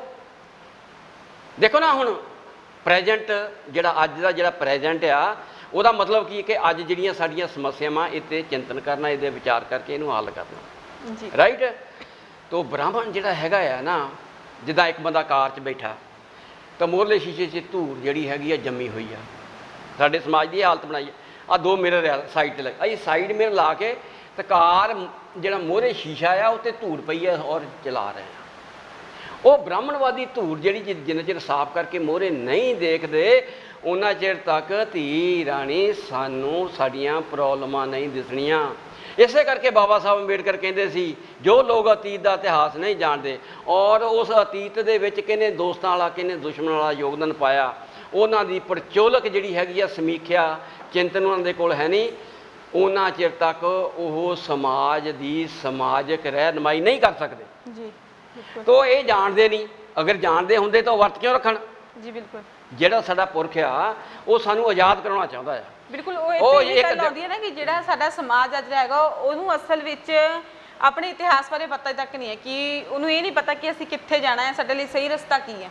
ਕਿਉਂਕਿ ਜੇਕਰ ਅਸੀਂ ਗੱਲ ਕਰੀਏ ਸਾਰੇ ਹਰ ਇੱਕ ਜਿੱਦਾਂ ਕਿ ਇੱਕ ਸਿਆਣੇ ਇਨਸਾਨ ਨੇ ਇਹ ਗੱਲ ਕਹੀ ਹੈ ਕਿ ਜੇਕਰ ਅਸੀਂ ਰਸਤੇ ਦੇ ਵਿੱਚ ਜਾ ਰਹੇ ਹਾਂ, ਰਸਤੇ ਦੋ ਆ ਰਹੇ ਨੇ, ਜਿਸ ਰਸਤੇ ਤੇ ਜ਼ਿਆਦਾ ਭੀੜ ਹੈ ਅਸੀਂ ਉਸ ਵੱਲ ਜਾ ਰਹੇ ਤਾਂ ਹਮੇਸ਼ਾ ਇੱਕਾ ਸਮਝੋ ਕਿ ਉਹ ਰਸਤਾ ਗਲਤ ਹੈ। ਕਿਉਂਕਿ ਜੇਕਰ ਅਸੀਂ ਕਿਸੇ ਰਸਤੇ ਤੇ ਇਕੱਲੇ ਰਹਿ ਗਏ, ਇਕੱਲੇ ਜਾ ਰਹੇ ਹਾਂ, ਤਾਂ ਅਸੀਂ ਉੱਥੇ ਇਸ ਰਸਤੇ ਤੇ ਇਕੱਲੇ ਤਾਂ ਰਹੇ ਕਿਉਂਕਿ ਅਸੀਂ ਸਹੀ ਹਾਂ। ਕਿਉਂਕਿ ਅੱਜ ਦੇ ਟਾਈਮ ਇੱਕ ਅਜਿਹਾ ਟਾਈਮ ਆ ਚੁੱਕਾ ਕਿ ਸਹੀ ਇਨਸਾਨ ਦੇ ਨਾਲ ਅੱਜ ਕੱਲ੍ਹ ਕੋਈ ਚੱਲਦਾ ਨਹੀਂ ਹੈਗਾ। ਦੇਖੋ ਮੈਂ ਇੱਥੇ ਤੁਹਾਨੂੰ ਗੱਲ ਕਹਿਣੀ ਚਾਹੁੰਦਾ ਜੀ, ਬਾਬਾ ਸਾਹਿਬ ਨੇ ਸਾਨੂੰ ਜਿਹੜਾ ਮਾਰਗ ਦਿੱਤਾ ਉਹ ਸੱਚ ਤੇ ਚੱਲਣੇ ਦਾ ਦਿੱਤਾ ਜੀ। ਵੀ ਸੱਚੇ ਸੁੱਚੇ ਇਨਸਾਨ ਬਣ ਕੇ, ਮਾਨਵਤਾਵਾਦੀ ਬਣ ਕੇ ਤੁਸੀਂ ਚੱਲਣਾ। ਜੀ, ਜਦੋਂ ਤੁਸੀਂ ਸੁਸਾਇਟੀ 'ਚ ਜਾਂਦੇ ਆ ਹਾਂਜੀ, ਤੇ ਤੁਹਾਨੂੰ ਐਂ ਲੱਗਣਾ ਵੀ ਮੈਂ ਇਸ ਧਰਤੀ ਤੇ ਹੁਣ ਇਕੱਲਾ ਹੀ ਹਾਂ। ਜੀ ਬਿਲਕੁਲ। ਦੂਜਾ ਮੇਰੇ ਨਾਲ ਕੋਈ ਨਹੀਂ। ਪਰ ਕਹਿੰਦੇ ਇਹ ਹਿੰਮਤ ਨਹੀਂ ਹਾਰਨੀ ਬਈ ਤੁਸੀਂ ਜੇ ਬਾਕੀ 1000 ਬੰਦਾ ਗਲਤ ਆ, ਹਾਂ ਇਹ ਬਾਕੀ 1000 ਬੰਦਾ ਗਲਤ ਆ ਤੇ ਤੁਸੀਂ ਉਸ ਪਾਸੇ ਨੂੰ ਚੱਲਣਾ, ਵੀ ਉਹਦਾ ਪਿੱਛਾ ਕਰਨਾ। ਜੀ, ਤੁਸੀਂ ਸੱਚ ਦੀ ਰਹਿਨੁਮਾਈ ਕਰਨੀ ਆ। ਇੱਕ ਦਿਨ ਆਊਗਾ ਬਈ ਲੋਕ ਉਹ ਜਿਹੜੇ ਨਾ ਕਰਨ ਵਾਲੇ ਆ, ਕਹਿੰਦੇ ਵੀ ਇਹਨਾਂ ਦੀ ਹਾਲਤ ਪਤਝੜ ਦੇ ਪੱਤੇ ਵਾਲੀ ਆ, ਇੱਧਰੋਂ ਹਵਾ ਦਾ ਬੁੱਲਾ ਆਇਆ ਉਧਰ ਨੂੰ ਚਲੇ ਗਏ, ਪੱਤੇ ਇਕੱਠੇ ਹੋ ਗਏ, ਉਧਰੋਂ ਆਇਆ ਉਧਰ ਨੂੰ ਚਲੇ ਗਏ, ਇਸ ਤਰ੍ਹਾਂ ਦਾ ਹੀ ਆ। ਇਹ ਸਾਡੀਆਂ ਔਰਤਾਂ ਦਾ ਹਾਲ ਆ, ਇਹੀ ਸਾਡੀਆਂ ਕੁੜੀਆਂ ਦਾ ਹਾਲ ਆ, ਇਹੀ ਸਾਡੇ ਨੌਜਵਾਨ ਮੁੰਡਿਆਂ ਦਾ ਹਾਲ ਆ। ਜੀ ਬਿਲਕੁਲ। ਜਦੋਂ ਸਾਡੇ ਕੋਲ ਰਾਹ ਹੀ ਹੈ ਨਹੀਂ, ਇੱਕ ਸਾਨੂੰ ਕਰੈਕਟਰ ਦਿੱਤਾ ਜ਼ਿੰਦਗੀ ਚੱਲਣੇ ਦਾ, ਉਹ ਕਰੈਕਟਰ ਦੇ ਉੱਤੇ ਤਾਂ ਅਸੀਂ ਚੱਲੇ ਨਹੀਂ। ਅੱਛਾ, ਇਹ ਮੈਂ ਹੁਣ ਕਈਆਂ ਬੰਦਿਆਂ ਨੂੰ ਕਹਿੰਦਾ ਚਲੋ ਠੀਕ ਆ ਤੁਸੀਂ ਸਾਰੀ ਦਿਹਾੜੀ ਕੰਮ ਕੀਤਾ, ਪਰ ਤੁਸੀਂ 1 ਘੰਟਾ ਬੈਠ ਕੇ ਉਹਦਾ ਐਨਾਲਿਸਿਸ ਤਾਂ ਕਰੋ ਕਿ ਮੈਂ ਕੀ ਸਹੀ ਕੰਮ ਕੀਤਾ, ਕੀ ਮੈਂ ਗਲਤ ਕੀਤਾ। ਜੇ ਤੁਸੀਂ ਆਪਾ ਪੜਚੋਲ ਨਹੀਂ ਕਰੋਗੇ ਤੁਹਾਨੂੰ ਪਤਾ ਨਹੀਂ ਲੱਗਣਾ ਕਿ ਮੈਂ ਕਿੰਨਾ ਗਲਤ ਆ, ਮੈਂ ਕਿੰਨਾ ਸਹੀ ਆ। ਤੁਸੀਂ ਆਪਾ ਪੜਚੋਲ ਕਰਨਾ ਸ਼ੁਰੂ ਕਰ ਦਿਓ, ਤੁਹਾਡਾ ਜਿਹੜਾ ਹੈਗਾ ਗੰਦਮੰਦ ਤੁਹਾਨੂੰ ਦੱਸਣਾ ਸ਼ੁਰੂ ਕਰ ਦੇਣਾ, ਤੁਸੀਂ ਮਤਲਬ ਕਰਨਾ ਸ਼ੁਰੂ ਕਰ ਦੇਵੋਗੇ। ਇੱਥੇ ਹੁਣ 2 ਕੁੜੀਆਂ ਮੈਨੂੰ ਮਿਲੀਆਂ, ਉਹਨਾਂ ਨਾਲ ਸਾਰੀ ਮੇਰੀ ਗੱਲਬਾਤ ਹੋਈ ਆ। ਮੈਂ ਉਹਨਾਂ ਨੂੰ ਕਿਹਾ ਵੀ ਆਹ ਬਾਬਾ ਸਾਹਿਬ ਦਾ ਮਾਰ ਗਿਆ, ਕਹਿੰਦੇ ਜੀ ਅਸੀਂ ਜ਼ਰੂਰ ਕਰਾਂਗੀਆਂ ਵੀ ਮਤਲਬ ਇਸ ਪਾਸੇ ਨੂੰ। ਫਿਰ ਮੈਂ ਕਿਹਾ ਬਈ ਤੁਹਾਨੂੰ ਨਿਕਲਣਾ ਚਾਹੀਦਾ ਆ, ਮਤਲਬ ਹਰ ਐਤਵਾਰ ਨੂੰ, ਹਰ ਸ਼ਨੀਵਾਰ ਨੂੰ 2 4 5 ਕੁੜੀਆਂ ਨਾਲ ਗੱਲ ਕਰੋ, ਚਾਹ ਪਾਣੀ ਪੀਓ। 1 ਮਹੀਨੇ ਦੇ ਵਿੱਚ ਜ਼ਰੂਰ ਆ ਕਿ ਉਹ ਲੜਕੀਆਂ ਤਿਆਰ ਹੋ ਜਾਣਗੀਆਂ ਇਸ ਪਾਸੇ ਚੱਲਣੇ ਵਾਸਤੇ, ਤਾਂ ਜੋ ਕਿ ਜਿਹੜੀ ਸਮਾਜ ਦਾ ਔਰਤ ਵਰਗ ਹੈ ਜਿਹੜਾ 50% ਹੈ ਉਹ ਮਤਲਬ ਜਾਣੀ ਕਿ ਸਮਾਜ ਨੂੰ ਜਾਗਰਤ ਕਰਨੇ ਦੇ ਵਿੱਚ ਆਪਣਾ ਕੰਟਰੀਬਿਊਟ ਕਰ ਸਕੋ। ਬੰਦੇ ਮੈਂ ਕਿਹਾ ਬਾਹਰ ਇਹ ਮੀਟਿੰਗਾਂ ਵੀ ਅਟੈਂਡ ਕਰਦੇ ਆ, ਸਾਰਾ ਕੁਝ ਉਹ ਘਰ ਬੈਠੀਆਂ ਟੈਲੀਵਿਜ਼ਨ ਦੇਖਦੀਆਂ ਆ, ਉਹਦੇ ਵਿੱਚ ਸਾਰਾ ਬ੍ਰਾਹਮਣਿਕਲ ਸਿਸਟਮ ਦਾ ਜੋ ਕਲਚਰ ਆ, ਜੋ ਕੁਝ ਬੇਸਡ ਫਿਲਮਾਂ ਦੂਜਾ ਤੀਜਾ ਆ ਰਹੇ ਆ, ਅਸੀਂ ਉਦੋਂ ਇੰਜੋਏ ਕਰਦੇ ਹਾਂ। ਤਾਂ ਉਹ ਬੰਦਿਆਂ ਦੇ ਨਾਲ ਸਾਡੀ ਔਰਤਾਂ ਦੀ ਕਦੀ ਵੀ ਮੈਚਿੰਗ ਨਹੀਂ ਹੋ ਸਕਦੀ, ਮਿਸ ਮੈਚਿੰਗ ਰਹੂਗੀ। ਹਾਂ, ਉਹ ਕਹਿੰਦੇ ਨੇ ਕਿ ਅਸੀਂ ਅੱਜ ਦੇ ਟਾਈਮ 'ਚ ਦੇਖੀਏ ਕਿ ਜਿਹੜੇ ਅੱਜ ਕੱਲ੍ਹ ਦੇ ਨੌਜਵਾਨ ਲੜਕੀਆਂ ਹੈਗੀਆਂ ਨੇ ਉਹ ਜ਼ਿਆਦਾ ਤੋਂ ਜ਼ਿਆਦਾ ਜੇ ਕਹਿ ਲਈਏ ਅਸੀਂ ਕਹਿ ਲਈਏ 100% ਤੋਂ ਕਿਤੇ ਨਾ ਕਿਤੇ 90% ਤੱਕ ਉਹ ਬ੍ਰਾਹਮਣਵਾਦ ਦੇ ਵਿੱਚ ਫਸੀਆਂ ਹੋਈਆਂ ਨੇ। ਉਹ ਬ੍ਰਾਹਮਣਵਾਦ 'ਚ ਕਿਉਂ ਫਸੀਆਂ ਨੇ? ਕਿਉਂਕਿ ਅਸੀਂ ਉਹਨਾਂ ਨੂੰ ਅੱਜ ਤੱਕ ਕੋਈ ਜਾਣਕਾਰੀ ਨਹੀਂ ਮਿਲ ਸਕੀ ਜਿਹੜੀ ਉਹਨਾਂ ਨੂੰ ਮਿਲਣੀ ਚਾਹੀਦੀ ਆ। ਤਾਂ ਅਸੀਂ ਉਹ ਜਿਹੜੀ ਜਾਣਕਾਰੀ ਉਹਨਾਂ ਤੱਕ ਕਿਵੇਂ ਪਹੁੰਚਾ ਸਕਦੇ ਹਾਂ? ਉਹ ਤਾਂ ਇੱਦਾਂ ਹੀ ਪਹੁੰਚਾਈ ਜਾ ਸਕਦੀ ਆ ਕਿ ਦੇਖੋ ਨਾ ਵੀ ਲੜਕੀਆਂ ਤਿਆਰ ਹੋਣ ਅੰਬੇਡਕਰਵਾਦ ਦੇ ਉੱਤੇ, ਫੂਲੇ ਪੜ੍ਹਿਆ ਹੋਵੇ, ਬੁੱਧ ਪੜ੍ਹਿਆ ਹੋਵੇ, ਸਿੱਖੀਜ਼ਮ ਪੜ੍ਹਿਆ ਹੋਵੇ, ਹੋਰ ਮਤ ਵੀ ਪੜ੍ਹੇ ਹੋਣ, ਉਹਨਾਂ ਦੇ ਵਿੱਚੋਂ ਫਿਰ ਮਤਲਬ ਨਾ ਕਿਉਂਕਿ ਵੱਖਰੇ ਵੱਖਰੇ ਤਰ੍ਹਾਂ ਦੇ ਧਰਮਾਂ ਦੇ ਲੋਕਾਂ ਦੇ ਨਾਲ ਬੰਦਿਆਂ ਨੂੰ ਤਿਆਰ ਕਰਨਾ ਸਮਾਜਿਕ ਪ੍ਰੋਬਲਮਸ ਦੇ ਉੱਤੇ। ਜਦੋਂ ਉਹ ਕਨਵਿੰਸ ਹੋ ਜਾਣਗੇ ਸਮਾਜਿਕ ਪ੍ਰੋਬਲਮ ਦੇ ਉੱਤੇ ਤਾਂ ਫਿਰ ਉਹ ਜਿਹੜੀਆਂ ਲੜਕੀਆਂ ਹੈਗੀਆਂ ਹੈ ਨਾ ਉਹ ਪਿੰਡਾਂ 'ਚ 2 2 4 4 5 5 ਕੁੜੀਆਂ ਦੀਆਂ ਕਲਾਸਾਂ ਲੈਣ, ਉਹਨਾਂ ਨੂੰ ਤਿਆਰ ਕਰਨ। 50 100 ਲੜਕੀਆਂ ਦਾ ਫਲੀਟ ਜਿੰਨਾ ਚਿਰ ਤੱਕ ਪੰਜਾਬ ਦੇ ਵਿੱਚ ਤਿਆਰ ਨਹੀਂ ਹੁੰਦਾ ਔਰਤਾਂ ਨੂੰ ਜਾਗਰਤ ਕਰਨੇ ਦਾ, ਉਹਨਾਂ ਚਿਰ ਤੱਕ ਕੁੜੀਆਂ ਦੇ ਵਿੱਚ ਜਿਹੜੀ ਹੈਗੀ ਆ ਔਰਤਾਂ ਦੇ ਵਿੱਚ ਕੋਈ ਤਬਦੀਲੀ ਨਹੀਂ ਆ ਸਕਦੀ। ਜਿੰਨਾ ਚਿਰ ਤੱਕ ਔਰਤ ਤਬਦੀਲੀ ਨਹੀਂ ਆ ਸਕਦੀ ਉਹਨਾਂ ਚਿਰ ਤੱਕ ਜਿਹੜੀ ਜਾਣਕਾਰੀ ਆ ਨਾ, ਜਿਹੜੀ ਜਾਣਕਾਰੀ ਅਸੀਂ ਸਮਾਜ ਦੇ ਵਿੱਚ ਲਿਆਉਣਾ ਚਾਹੁੰਦੇ ਹਾਂ ਉਹ ਨਹੀਂ ਆ ਸਕਦੀ। ਜੇ ਜਾਣਕਾਰੀ ਨਹੀਂ ਆਊਗੀ ਇਸੇ ਤਰ੍ਹਾਂ ਅਸੀਂ ਗੁਲਾਮ ਕਹਾਂਗੇ ਔਰ ਇਸ ਵਿਵਸਥਾ ਤੋਂ ਮਾਰ ਖਾਂਦੇ ਰਹਾਂਗੇ। ਜੀ, ਪਰ ਸਰ ਅਗਰ ਗੱਲ ਕਰੀਏ ਕਿ ਅੱਜ ਦੇ ਟਾਈਮ 'ਚ ਇਹ ਮੈਂ ਤੁਹਾਨੂੰ ਖੁਦ ਦੱਸ ਰਹੀ ਹਾਂ ਕਿ ਕਿਉਂਕਿ ਇਹ ਗੱਲ ਮੈਂ ਖੁਦ ਅੱਖੀਂ ਦੇਖੀ ਹੋਈ ਹੈ ਕਿ ਇੱਕ ਸੁਸਾਇਟੀ ਬਣੀ ਹੋਈ ਹੈ, ਉਸ ਸੁਸਾਇਟੀ ਦੇ ਵਿੱਚ ਜਿਹੜਾ ਮਰਦ ਸਮਾਜ ਵਿੱਚ ਪ੍ਰਧਾਨ ਬਣਿਆ ਹੋਇਆ ਤੇ ਇੱਕ ਲੜਕੀ ਜਾਂਦੀ ਹੈ, ਇੱਕ ਔਰਤ ਜਾਂਦੀ ਆ, ਉਹ ਜਾ ਕੇ ਆਪਣੀ ਗੱਲ ਕਹਿੰਦੀ ਹੈ ਕਿ ਮੈਂ ਵੀ ਜੋ ਬਾਬਾ ਸਾਹਿਬ ਤੋਂ ਪੜ੍ਹਿਆ ਆ ਤੇ ਮੈਂ ਉਹਨਾਂ ਦੇ ਮਿਸ਼ਨ ਤੇ ਕੰਮ ਕਰਨਾ ਚਾਹੁੰਦੀ ਹਾਂ ਤੇ ਪਰ ਮੇਰੇ ਕੋਲ ਕੋਈ ਪਲੇਟਫਾਰਮ ਨਹੀਂ ਹੈ, ਤਾਂ ਮੈਨੂੰ ਤੁਸੀਂ ਵੀ ਆਪਣੀ ਸੁਸਾਇਟੀ ਦੇ ਵਿੱਚ ਮੈਨੂੰ ਲਵੋ ਤਾਂ ਕਿ ਮੈਂ ਵੀ ਅੱਗੇ ਆਪਣਾ ਜਿਹੜਾ ਪ੍ਰਚਾਰ ਹੈਗਾ ਕਰ ਸਕਾਂ, ਸਮਾਜ ਦੀਆਂ ਔਰਤਾਂ ਨੂੰ ਇਕੱਠੀਆਂ ਕਰ ਸਕਾਂ। ਤੇ ਕਿਤੇ ਨਾ ਕਿਤੇ ਉਹ ਪ੍ਰਧਾਨ ਜਿਹੜਾ ਮਰਦ ਪ੍ਰਧਾਨ ਸਮਾਜ ਹੈਗਾ ਉਹ ਇਹ ਗੱਲ ਕਹਿੰਦਾ ਆ ਕਿ ਤੂੰ ਇੱਕ ਔਰਤ ਹੈ, ਜਿਹੜੀ ਕਿ ਕਿੰਨੀ ਸ਼ਰਮਨਾਕ ਗੱਲ ਹੈ ਕਿ ਅਗਰ ਗੱਲ ਕਰਦੇ ਆ ਬਾਬਾ ਸਾਹਿਬ ਦੀ, ਤਾਂ ਬਾਬਾ ਸਾਹਿਬ ਨੇ ਅਧਿਕਾਰ ਸਾਨੂੰ ਬਰਾਬਰ ਦੇ ਦਿਵਾਏ। ਜਿੰਨੇ ਅਧਿਕਾਰ ਉਸਨੇ ਇਨਸਾਨ ਨੂੰ ਮਰਦ ਨੂੰ ਦਿੱਤੇ ਨੇ, ਉਨੇ ਅਧਿਕਾਰ ਉਹਨਾਂ ਨੇ ਔਰਤ ਨੂੰ ਦਿੱਤੇ ਨੇ। ਪਰ ਉਹੀ ਇਨਸਾਨ ਇਹ ਗੱਲ ਕਹਿੰਦਾ ਹੈ ਕਿ ਤੂੰ ਇੱਕ ਔਰਤ ਹੈ, ਤੂੰ ਆਪਣੀ ਅਲੱਗ ਸੁਸਾਇਟੀ ਬਣਾ, ਜਾਂ ਫਿਰ ਤੂੰ ਇੱਕ ਔਰਤ ਹੈ, ਤੂੰ ਸਾਡੇ ਨਾਲ ਰਹਿ ਕੇ ਕੰਮ ਨਹੀਂ ਕਰ ਸਕਦੀ। ਤਾਂ ਜੇਕਰ ਸਾਡੀ ਆਪਣੀ ਸੋਚ ਨਹੀਂ, ਅਸੀਂ ਆਪਣੀ ਸੋਚ ਨਹੀਂ ਬਦਲ ਸਕਦੇ, ਤਾਂ ਅਸੀਂ ਬਾਹਰਲੇ ਲੋਕਾਂ ਦੀ ਸੋਚ ਨੂੰ ਕਿਵੇਂ ਬਦਲਾਂਗੇ? ਦੇਖੋ ਮੈਂ ਇਹਦੇ 'ਚ ਤਾਂ ਇੱਕ ਸਿੰਪਲ ਗੱਲ ਧੀ ਰਾਣੀ, ਇੰਨੀ ਕੁ ਗੱਲ ਤੁਸੀਂ ਰੱਖ ਲਓ ਕਿ ਤੁਸੀਂ 50-100 ਕੁੜੀਆਂ ਨੂੰ ਇਕੱਠਾ ਕਰ ਲਓ, ਬੋਲਦੇ ਨਹੀਂ। ਮੈਂ ਇੱਕ ਬਹੁਤ ਇੰਟੈਲੀਜੈਂਟ ਜਿਹੜੀ ਹੈਗੀ ਆ ਡਾਕਟਰ ਆ, ਮਤਲਬ ਇਸੇ ਇਹ ਚਾਈਲਡ ਸਕਾਲੋਜੀ, ਹਿਊਮਨ ਚਾਈਲਡ ਸਕਾਲੋਜੀ ਜਿਹੜੀ ਗਰਲਜ਼ ਆ, ਇਹਨਾਂ ਦੇ ਉੱਤੇ ਕੰਮ ਕਰਦੀ ਹੈ, ਤਾਂ ਮੈਂ ਸੱਦ ਲਊਂਗਾ। ਉਹ 2 ਦਿਨ 3 ਦਿਨ ਦੀ ਉਹਨਾਂ ਦੀ ਕਲਾਸ ਲੈਣ, ਔਰ ਪਲੇਟਫਾਰਮ ਸਾਡੇ ਕੋਲ ਹੈਗਾ ਹੀ ਆ ਲੜਕੀਆਂ ਦਾ ਜੀ, ਠੀਕ ਹੈ ਨਾ। ਤਾਂ ਉਹ ਲੜਕੀਆਂ ਦਾ ਵਿਦਿਆਰਥੀ ਸੰਘ ਦਾ ਸਾਡੇ ਕੋਲ ਪਲੇਟਫਾਰਮ, ਉਹਦੇ 'ਚ ਉਹ ਕੰਮ ਕਰਨ, ਤੇ ਉਹਨਾਂ ਨੂੰ ਕੌਣ ਰੋਕ ਸਕਦਾ ਆ? ਤੇ ਜੇ ਇਹ ਉਪਰਾਲਾ ਨਹੀਂ ਕਰਨਾ, ਠੀਕ ਹੈ ਨਾ। ਦੇਖੋ ਮਰਦ ਪ੍ਰਧਾਨ ਇਹ ਸਮਾਜ ਆ, ਇਹ ਪਹਿਲਾਂ ਔਰਤ ਪ੍ਰਧਾਨ ਸੀਗਾ, ਜਦੋਂ ਦੇ ਆਰੀਅਨ ਆਇਆ ਉਹਨਾਂ ਨੇ ਮਰਦ ਪ੍ਰਧਾਨ ਬਣਾਤਾ, ਰਾਈਟ। ਹੁਣ ਬੱਚਿਆਂ ਦੇ ਨਾਂ ਪਿੱਛੇ ਫਾਦਰ ਦਾ ਨਾਂ ਰੱਖਤਾ। ਜਿੱਥੇ ਵੀ ਆਰੀਅਨ ਲੋਕ ਜਾ ਕੇ ਨਾ ਆਪਣਾ ਰਾਜ ਭਾਗ ਸਟੈਬਲਿਸ਼ ਕੀਤਾ, ਉਹ ਮਰਦ ਜਾਨੀ ਔਰਤ ਪ੍ਰਧਾਨ ਤੋਂ ਉਹਨਾਂ ਨੇ ਮਰਦ ਪ੍ਰਧਾਨ ਜਾਨੀ ਕਿ ਆਪਣਾ ਨਾਂ ਫਾਦਰ ਦੇ ਨਾਂ ਦੇ ਉੱਤੇ ਉਹਨਾਂ ਨੇ ਲਾਇਆ। ਔਰ ਇਹ ਗੱਲ ਦੱਸੋ ਕਿ ਜਿੱਦਾਂ ਹੁਣ ਤੁਸੀਂ ਖੁਦ ਗੱਲ ਕਰੀ ਹੈ ਕਿ ਜਿਹੜਾ ਹੁਣ ਔਰਤ ਦੇ ਪਿੱਛੇ, ਜਿਹੜੀ ਲੜਕੀ ਦੇ ਪਿੱਛੇ ਇੱਕ ਉਹਦੇ ਫਾਦਰ ਦਾ ਨਾਮ ਲਗਾਇਆ ਜਾਂਦਾ ਹੈ ਨਾ, ਔਰ ਉਸ ਤੋਂ ਬਾਅਦ ਜਦੋਂ ਔਰਤ ਦੀ ਮੈਰਿਜ ਹੋ ਜਾਂਦੀ ਆ ਤਾਂ ਉਸੇ ਲੜਕੀ ਦੇ ਪਿੱਛੇ ਉਸਦੇ ਹਸਬੈਂਡ ਦਾ ਨਾਮ ਲੱਗ ਜਾਂਦਾ ਹੈ। ਤਾਂ ਇੱਥੇ ਸਵਾਲ ਇਹ ਉੱਠਦਾ ਕਿ ਜੇਕਰ ਮੈਰਿਜ ਤੋਂ ਪਹਿਲਾਂ ਉਸ ਲੜਕੀ ਨੂੰ ਆਪਣੇ ਫਾਦਰ ਦਾ ਨਾਮ ਮਿਲਦਾ ਹੈ ਤੇ ਮੈਰਿਜ ਤੋਂ ਬਾਅਦ ਉਸਦੇ ਹਸਬੈਂਡ ਦਾ ਮਿਲਦਾ ਹੈ, ਤਾਂ ਫਿਰ ਅਸਲ ਵਿੱਚ ਉਸ ਲੜਕੀ ਨੂੰ ਆਪਣਾ ਨਾਮ ਕਦੋਂ ਮਿਲਦਾ? ਉਹਨੂੰ ਮਿਲਣਾ ਇਹ ਗੁਲਾਮੀ, ਇਹੀ ਗੁਲਾਮੀ ਆ। ਮੈਂ ਤੁਹਾਨੂੰ ਦੱਸਦਾ ਕਿੱਦਾਂ। ਦੇਖੋ ਨਾ, ਪਹਿਲਾਂ ਫਾਦਰ ਦਾ ਨਾਮ ਮਿਲ ਗਿਆ, ਰਾਈਟ। ਮੈਂ ਪਹਿਲਾਂ ਕੀ ਕਿਹਾ ਸੀਗਾ ਵੀ ਜਦੋਂ ਲੜਕੀ ਹੁੰਦੀ ਆ, ਬਾਪ ਤੇ ਭਰਾ ਉਹਦੀ ਰੱਖਿਆ ਕਰੂ ਜੀ। ਜਦੋਂ ਵਿਆਹ ਹੋ ਜਾਂਦਾ ਆ, ਉਹਦਾ ਨਾਮਕਰਨ ਜਿਹੜਾ ਹੈਗਾ ਆ ਉਹ ਘਰ ਵਾਲੇ ਦੇ ਨਾਂ ਤੇ ਕਰ ਦਿੱਤਾ ਜਾਂਦਾ ਆ, ਉਹ ਗੋਤਰ ਵਗੈਰਾ ਲਾ ਦਿੱਤਾ ਜਾਂਦਾ ਆ, ਰਾਈਟ। ਤੇ ਉਹਦੇ ਘਰ ਪ੍ਰੋਟੈਕਸ਼ਨ ਕਰੂਗਾ। ਉਹ ਆਪ ਕਦੋਂ ਬਹਾਦਰ ਬਣੂਗੀ? ਜਦੋਂ ਉਹ ਬਜ਼ੁਰਗ ਔਰਤ ਬਣ ਜਾਂਦੀ ਆ, ਪੁੱਤ ਪੋਤੇ ਉਹਦਾ ਕਰਨਗੇ। ਬਾਹਰ ਇਹ ਗੱਲ ਹੈ ਨਹੀਂ ਗੀ। ਮੈਂ ਉੱਥੇ ਮਤਲਬ ਦੇਖਦਾ ਆ, they are very much independent. ਜੇ ਤੁਹਾਡੀ ਘਰ ਵਾਲਿਆਂ ਨੇ ਦੇ ਆਰ ਇੰਡੀਪੈਂਡੈਂਟ, ਕੰਮਾਂ ਕਾਰਾਂ 'ਤੇ ਜਾਂਦੀਆਂ ਆ ਔਰ ਆਪਣੀ ਜ਼ਿੰਦਗੀ ਮਤਲਬ ਬਹੁਤ ਜ਼ਿਆਦਾ ਬਸਰ ਕਰਦੀਆਂ। ਇਹੀ ਤਾਂ ਗੁਲਾਮੀ ਆ। ਇਹ ਗੁਲਾਮੀ 'ਚੋਂ ਅੰਬੇਡਕਰ ਔਰਤਾਂ ਨੂੰ ਕੱਢਣਾ ਚਾਹੁੰਦਾ ਆ। ਔਰ ਇੱਕ ਨਾਈਸ ਕਪਲ ਮਤਲਬ ਉਹ ਦੇਖਣਾ ਚਾਹੁੰਦਾ। ਇੱਕ ਕਪਲ ਆ ਗਿਆ ਬਾਬਾ ਸਾਹਿਬ ਅੰਬੇਡਕਰ ਦੇ ਕੋਲ, ਤੇ ਪਹਿਲਾਂ ਉਹਨੇ ਕਸਮ ਖਾਧੀ ਸੀਗੀ ਕਿ ਮੈਂ ਜ਼ਿੰਦਗੀ ਭਰ ਵਿਆਹ ਨਹੀਂ ਸੀ ਕਰਾਊਂਗਾ, ਪਰ ਉਹ ਲੜਕੀ ਇੰਨੀ ਚੰਗੀ ਸੀਗੀ, ਸੁੰਦਰ ਸੀ, ਉਹਨੂੰ ਪਿਆਰ ਹੋ ਗਿਆ, ਉਹਨੇ ਸ਼ਾਦੀ ਕਰ ਲਈ, ਬਾਬਾ ਸਾਹਿਬ ਕੋਲ ਆ ਗਿਆ। ਉਹਨੂੰ 1 ਹਫ਼ਤਾ ਰੱਖਿਆ। ਬਾਬਾ ਸਾਹਿਬ 1 ਹਫ਼ਤਾ ਉਹਨਾਂ ਨੂੰ ਇਹੀ ਟ੍ਰੇਨਿੰਗ ਦਿੰਦੇ ਰਹੇ ਵੀ ਤੁਹਾਡੀ ਸੋਚ ਸਾਂਝੀ ਹੋਣੀ ਚਾਹੀਦੀ ਆ, ਹਾਂ ਭਾਵ ਸਾਂਝੇ ਹੋਣੇ ਚਾਹੀਦੇ ਆ, ਵੀ ਕਦੀ ਕਿਸੇ ਨਾਲ ਕੰਟਰਾਸਟ 'ਚ ਨਹੀਂ ਪੈਣਾ। ਜੇ ਕੰਟਰਾਸਟ ਤੁਸੀਂ ਪੈਂਦੇ ਆ ਤਾਂ ਇਹ ਜਿਹੜਾ ਹੈ ਵੀ ਤੁਹਾਡਾ ਮਾੜਾ ਦਿਨ ਹੋਊਗਾ। ਵੀ ਜੇ ਔਰਤ ਨੂੰ ਉੱਥੇ ਸਮਝ ਜਾਣਾ ਚਾਹੀਦਾ ਵੀ ਹਜੇ ਇਹ ਗੱਲ ਮੰਨਣੇ ਨੂੰ ਤਿਆਰ ਨਹੀਂ, ਕਿਉਂਕਿ ਸਾਰੇ ਝਮੇਲੇ ਇਕੋਨਮੀ ਦੇ ਮਰਦ ਨੂੰ ਝੱਲਣੇ ਪੈਂਦੇ ਆ, ਉਹਨੂੰ ਬਹੁਤ ਉੱਚਾ ਨੀਵਾਂ ਦੇਖਣਾ ਪੈਂਦਾ ਆ। ਕਈ ਵਾਰੀ ਬਾਹਰੋਂ ਗੁੱਸੇ ਜੋ ਆਇਆ ਬੰਦਾ ਕਦੀ ਘਰ ਵਾਲੇ ਨੂੰ ਝਿੜਕ ਦਿੰਦਾ, ਕਦੀ ਨਿਆਣਿਆਂ ਨੂੰ ਝਿੜਕ ਦਿੰਦਾ, ਤਾਂ ਉਹਦੀ ਬੜੀ ਹੋਰ ਤਰ੍ਹਾਂ ਦੀ ਹਾਲਤ ਹੁੰਦੀ ਆ। ਤੇ ਉਹ ਕਹਿੰਦਾ ਸੀ ਕਿ ਵੀ ਇੱਕ ਮੈਨੂੰ ਬਹੁਤ ਜ਼ਿਆਦਾ ਇਹ ਜਿਹੜਾ ਵੀ ਮੇਰਾ ਸਮਾਜ ਆ, ਉਹ ਬੜੇ ਹੈਂਡਸਮ ਮਤਲਬ ਨਾ ਕਪਲ ਚਾਹੀਦੇ ਆ। ਤਾਂ ਬਾਬਾ ਸਾਹਿਬ ਨੇ ਤੇ ਇੱਥੋਂ ਤੱਕ ਵੀ ਗੱਲ ਕਹੀ ਸੀ ਕਿ ਜਿਹੜਾ ਮੇਰਾ ਸਮਾਜ ਸੀ, ਸਿੰਧੂ ਘਾਟੀ ਦੀ ਸੱਭਿਅਤਾ, ਉੱਥੇ ਮੁੰਡੇ ਕੁੜੀਆਂ ਨੂੰ ਪੂਰੀ ਆਜ਼ਾਦੀ ਸੀ, ਇੱਕ ਦੂਜੇ ਨਾਲ ਪਹਿਲਾਂ ਗੱਲਬਾਤ ਕਰਦੇ ਸੀ, ਉਹਨਾਂ ਦੀ ਕੰਸੈਂਟ ਬਣ ਜਾਂਦੀ ਸੀ, ਉਹ ਆਪਣੇ ਪੁਰਖਿਆਂ ਮੂਹਰੇ ਅਪੀਲ ਹੁੰਦੇ ਸੀ, ਉਹਨਾਂ ਦੀ ਸ਼ਾਦੀ ਕਰ ਦਿੱਤੀ ਜਾਂਦੀ ਸੀ। ਜੇ ਕਹਿੰਦੇ ਪ੍ਰੇਮ ਹੋ ਕੇ ਵਿਆਹ ਹੋ ਜਾਵੇ ਤੇ ਸਮਾਜ ਬਹੁਤ ਸੱਭਿਅਕ ਹੋਊਗਾ। ਜੇ ਅਸੀਂ ਮਤਲਬ ਜਾਣੀ ਕਿ ਉੱਦਾਂ ਹੀ ਬੰਨ੍ਹ ਦਿੱਤਾ, ਬਿਨਾਂ ਕੁੜੀ ਦੀ ਸਲਾਹ ਲਿਆ, ਬਿਨਾਂ ਮੁੰਡੇ ਦੀ ਸਲਾਹ ਲਿਆ, ਤਾਂ 40 ਸਾਲ ਦੀ ਉਹ ਰੋਟੀ ਕੱਪੜਾ ਮਕਾਨ ਦੇ ਉੱਤੇ ਰਹਿੰਦੇ ਆ, ਤਾਂ ਇਹ ਰੋਟੀ ਦੇਤੀ, ਕੱਪੜਾ ਦੇਤਾ, ਉਹਦੀ ਕੋਈ ਗੱਲ ਨਾ ਸੁਣੀ, ਇਦੋਂ ਵੱਡਾ ਵਿਚਾਰ ਔਰਤ ਦੇ ਨਾਲ ਕੋਈ ਨਹੀਂ ਹੋ ਸਕਦਾ, ਰਾਈਟ। ਤਾਂ ਇਹ ਗੱਲਾਂ ਦਾ ਮਤਲਬ ਉਹ ਬਹੁਤ ਸਾਰੀਆਂ ਮਤਲਬ ਇੱਦਾਂ ਦੀਆਂ ਕਹਿੰਦੇ ਆ। ਪਰ ਮੈਂ ਇਹ ਗੱਲ ਕਹਿੰਦਾ ਕਿ ਵੀ ਅਸੀਂ ਔਰਤਾਂ ਨੂੰ ਹਜੇ ਤੱਕ ਜਿੰਨੇ ਵੀ ਮੂਵਮੈਂਟਾਂ 'ਚ ਕੰਮ ਕਰਦੇ ਕਦੇ ਤਵੱਜੋ ਨਹੀਂ ਦਿੱਤੀ। ਪੋਲੀਟੀਕਲ ਸਿਸਟਮ 'ਤੇ ਤਾਂ ਅਸੀਂ ਗੱਲ ਕਰਦੇ ਹਾਂ।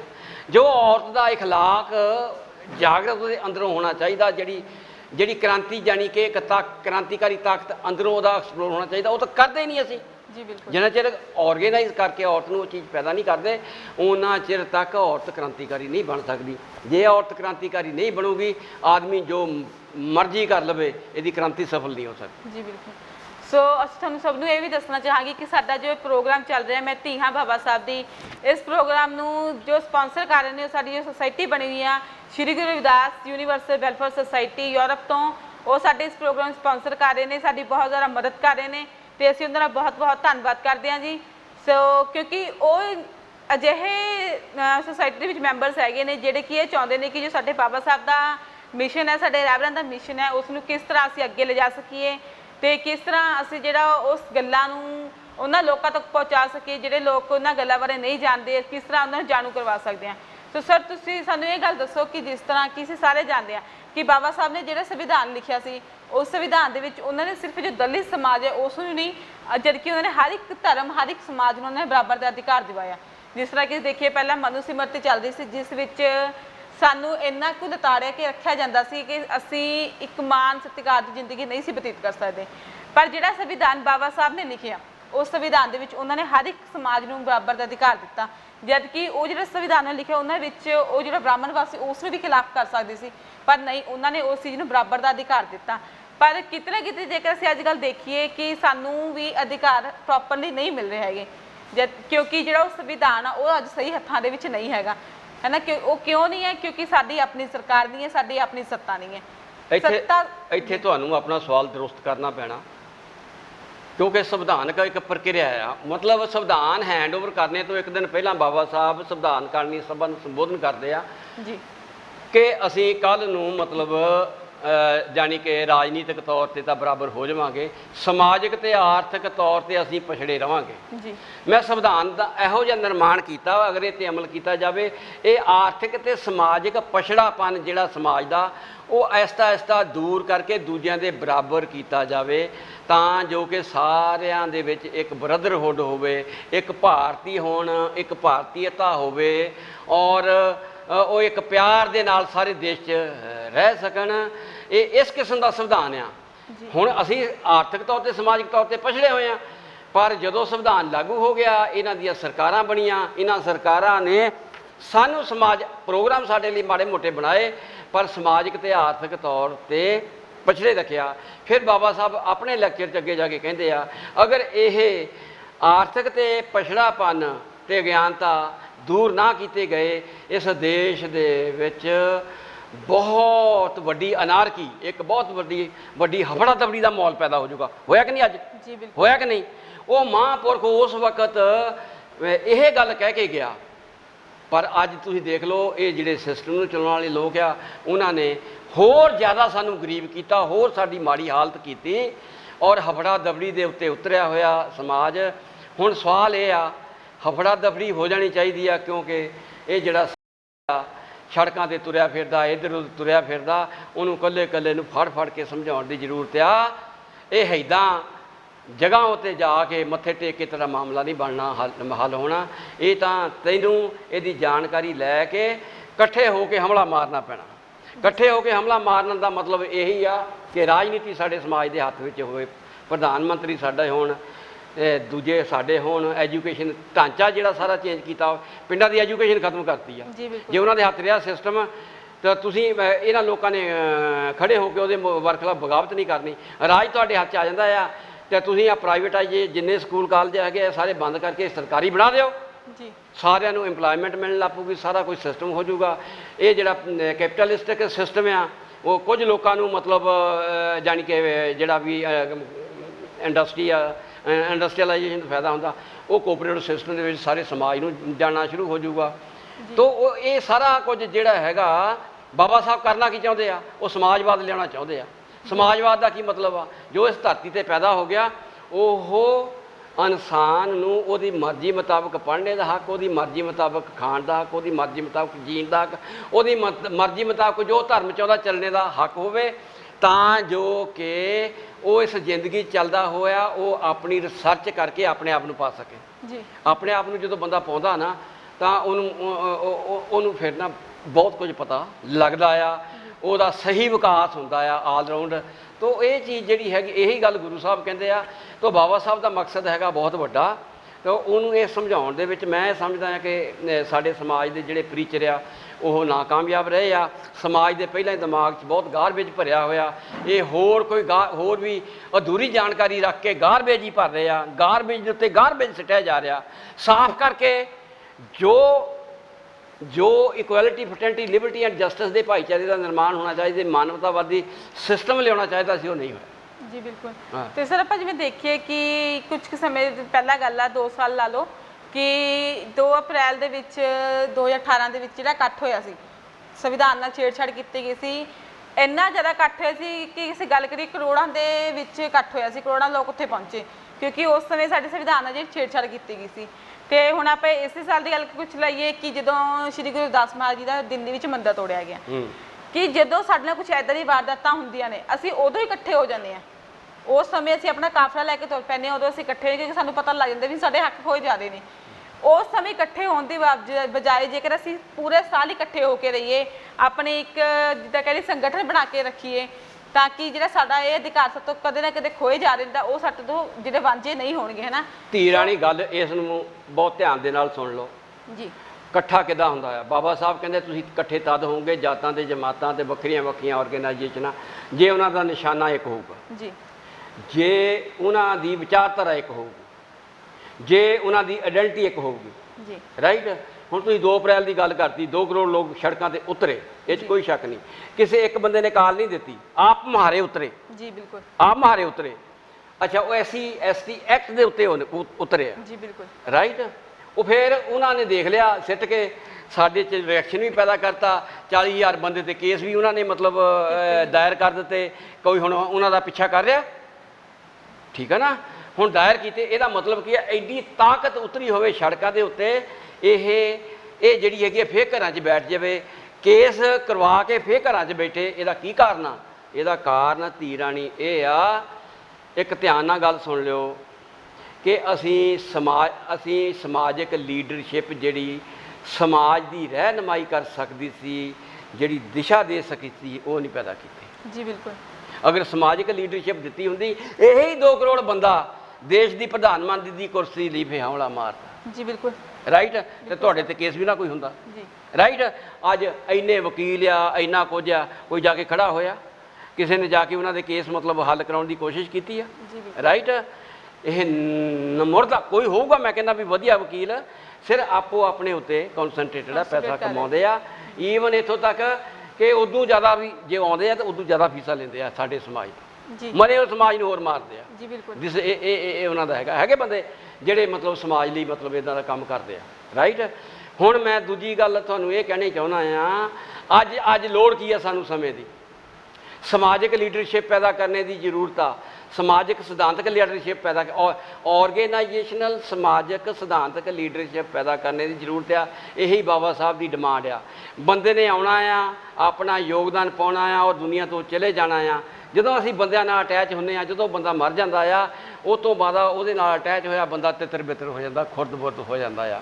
ਅਗਰ ਵਿਚਾਰਧਾਰਕ ਪ੍ਰਕਿਰਿਆ ਦੇ ਵਿੱਚ ਸਿਧਾਂਤਾਂ ਦੇ ਉੱਤੇ ਕਿਸੇ ਆਰਗੇਨਾਈਜੇਸ਼ਨ ਨਾਲ ਅਸੀਂ ਅਟੈਚ ਨਾ, ਤੇ ਉਹ ਬੰਦੇ ਕਦੀ ਕਿਤੇ ਨਹੀਂ ਜਾਣਗੇ, ਕਿ ਬੰਦੇ ਆਉਣਗੇ ਚਲੇ ਜਾਣਗੇ, ਰਾਈਟ। ਤੇ ਬੰਦਿਆਂ ਦਾ ਕੰਟਰੀਬਿਊਸ਼ਨ ਮਤਲਬ ਹੁੰਦਾ ਰਹੂਗਾ। ਇਸ ਕੰਮ ਦੇ ਵਾਸਤੇ ਧੀ ਰਾਣੀ ਧਿਆਨ ਨਾਲ ਗੱਲ ਸੁਣ ਲਓ, ਅੱਜ ਲੱਖਾਂ ਹੀ ਆਰਗੇਨਾਈਜੇਸ਼ਨਸ ਹੈਗੀਆਂ ਆ, ਜਾਤਾਂ ਦੇ ਨਾਂ 'ਤੇ, ਅੰਬੇਡਕਰ ਦੇ ਨਾਂ 'ਤੇ, ਫੂਲੇ ਦੇ ਨਾਂ 'ਤੇ, ਪੈਰੀਅਰ ਦੇ ਨਾਂ 'ਤੇ। ਉਹ ਸਾਰੀਆਂ ਦੇ ਵਿੱਚ ਇੱਕ ਨਿਸ਼ਾਨੇ ਦਾ ਨਿਰਮਾਣ ਕਰਨਾ, ਇੱਕ ਵਿਚਾਰਧਾਰਾ ਦਾ ਨਿਰਮਾਣ ਕਰਨਾ, ਇੱਕ ਆਇਡੈਂਟੀਟੀ ਬਣਾਉਣੀ। ਜੀ। ਜਿੰਨਾ ਚਿਰ ਤੱਕ ਇਹ ਕੰਮ ਨਹੀਂ ਕਰਦੇ, ਅਸੀਂ ਇਕੱਠੇ ਨਹੀਂ ਹੋ ਸਕਦੇ। ਇਕੱਠੇ ਨਹੀਂ ਹੋ ਸਕਦੇ ਤੇ ਰਾਜਨੀਤੀ ਨੂੰ ਅਸੀਂ ਹੱਥ ਨਹੀਂ ਪਾ ਸਕਦੇ। ਜੀ ਬਿਲਕੁਲ, ਰਾਈਟ। ਜੇ ਕੰਮ ਅਸੀਂ ਨਹੀਂ ਕੀਤਾ, ਬਾਤ ਸੁਣਨ ਵਾਲਿਓ, ਮੈਂ ਹੱਥ ਜੋੜ ਕੇ ਬੇਨਤੀ ਕਰਦਾ, ਮੇਰੀ ਗੱਲ ਨੂੰ ਸੁਣ ਲਓ। ਬਹੁਤ ਝੱਖ ਮਾਰਦੇ ਇੱਥੇ ਬਾਹਰ ਛੋਟੀਆਂ ਆਰਗੇਨਾਈਜੇਸ਼ਨਾਂ ਬਣਾ ਕੇ। ਮੈਂ ਦਾਅਵੇ ਨਾਲ ਕਹਿੰਦਾ, ਜਿੰਨਾ ਚਿਰ ਤੱਕ ਇਸ ਸੂਤਰ ਦੇ ਉੱਤੇ ਨਾ ਚੱਲਿਆ ਗਿਆ, ਤੁਸੀਂ ਇਕੱਠੇ ਨਹੀਂ ਹੋ ਸਕਦੇ। ਇਕੱਠੇ ਨਹੀਂ ਹੋ ਸਕਦੇ, ਰਾਜਸਭਾ ਤੁਹਾਡੇ ਹੱਥ ਨਹੀਂ ਆ ਸਕਦੀ। ਬਾਬਾ ਸਾਹਿਬ ਜਿਹੜੇ ਹੈਗੇ ਆ, ਉਹਨਾਂ ਦਾ ਜਿਹੜਾ ਏਮ ਐਂਡ ਆਬਜੈਕਟ ਆ ਰਾਜਨੀਤੀ ਨਹੀਂ। ਬਾਬਾ ਸਾਹਿਬ ਦਾ ਏਮ ਐਂਡ ਆਬਜੈਕਟ ਆ ਸਮਾਜਿਕ ਕ੍ਰਾਂਤੀ। ਕੀ ਕਹਿੰਦੇ ਆ ਸਮਾਜਿਕ? ਤੁਸੀਂ ਉਹ ਜਿਹੜਾ ਹੈਗਾ ਆ ਜਾਤ ਪਾਤ ਦਾ ਬੀਜਨਾਸ, ਉਹਨੂੰ ਪੜ੍ਹ ਕੇ ਦੇਖ ਲਓ। ਕੀ ਕਹਿੰਦੇ ਆ? ਸਮਾਜਿਕ ਕ੍ਰਾਂਤੀ ਤੋਂ ਬਗੈਰ ਰਾਜਨੀਤਿਕ ਕ੍ਰਾਂਤੀ ਸੰਭਵ ਨਹੀਂ। ਸਮਾਜਿਕ ਕ੍ਰਾਂਤੀ ਦਾ ਕੀ ਮਤਲਬ ਆ? ਵੀ ਹਜ਼ਾਰਾਂ ਜਾਤਾਂ 'ਚ ਵੰਡ ਕੇ ਇਹ ਵਿਵਸਥਾ ਨੂੰ ਆਪਣੇ ਤੁਹਾਨੂੰ ਵਰਤ ਰਹੇ ਆ। ਤੁਸੀਂ ਸਾਰੇ ਜਣੇ ਇੱਕ ਨਿਸ਼ਾਨੇ, ਇੱਕ ਨਿਸ਼ਾਨਾ, ਇੱਕ ਵਿਚਾਰਧਾਰਾ, ਇੱਕ ਆਇਡੈਂਟੀਟੀ ਦੇ ਤਹਿਤ ਇਕੱਠੇ ਹੋ ਜਾਓ, ਬਣਾ ਲਓ ਆਪਣੀ, ਤੁਸੀਂ ਇਕੱਠੇ ਹੋ ਜਾਓ ਤੇ ਜਾਣੀ ਕਿ ਰਾਜਨੀਤੀ ਜਿਹੜੀ ਹੈਗੀ ਉਹਦਾ ਆਟੋਮੈਟਿਕਲੀ ਇੱਕ ਉਹ ਬਾਈ ਪ੍ਰੋਡਕਟ ਆ ਜੀ ਬਿਲਕੁਲ। ਤੋ ਇਹਨਾਂ ਕਹਿੰਦਾ ਮੈਂ ਰਜਾ ਲੈਣਾ ਜੀ। ਜੈ ਭੀਮ, ਜੈ ਭਾਰਤ, ਜੈ ਮੂਲ ਨਿਵਾਸੀ, ਜੈ ਗੁਰਦੇਵ। ਸੋ ਇਸੇ ਤਰ੍ਹਾਂ ਅਸੀਂ ਤੁਹਾਨੂੰ ਅਗਲੀ ਵਾਰ ਇਸੇ ਪ੍ਰੋਗਰਾਮ ਵਿੱਚ ਇੱਕ ਨਵੇਂ ਐਪੀਸੋਡ ਨਾਲ ਫਿਰ ਹਾਜ਼ਰ ਹੋਵਾਂਗੇ। ਔਰ ਜਾਣ ਤੋਂ ਪਹਿਲਾਂ ਸਾਨੂੰ ਸਭ ਨੂੰ ਇੱਕ ਗੱਲ ਕਹਿਣਾ ਚਾਹਾਂਗੇ, ਤੇ ਜੋ ਸਾਡੇ ਚੈਨਲ ਕ੍ਰਾਂਤੀ ਟੀਵੀ ਦੇ ਚੇਅਰਮੈਨ ਹੈਗੇ ਨੇ ਛਿੰਦਾ ਕੌਲਤਾਰ ਜੀ, ਸਭ ਤੋਂ ਪਹਿਲਾਂ ਬਹੁਤ ਬਹੁਤ ਉਹਨਾਂ ਦਾ ਧੰਨਵਾਦ ਕਰਦੇ ਹਾਂ ਕਿ ਉਹਨਾਂ ਨੇ ਸਾਨੂੰ ਇਸ ਕਾਬਿਲ ਸਮਝਿਆ ਕਿ ਅਸੀਂ ਇਸ ਮਿਸ਼ਨ ਲੈ ਕੇ ਆਪਣਾ ਜੋ ਮਿਸ਼ਨ ਨੂੰ ਅੱਗੇ ਵਧਾਉਣ ਲਈ ਅਸੀਂ ਕੰਮ ਕਰ ਸਕਦੇ ਹਾਂ।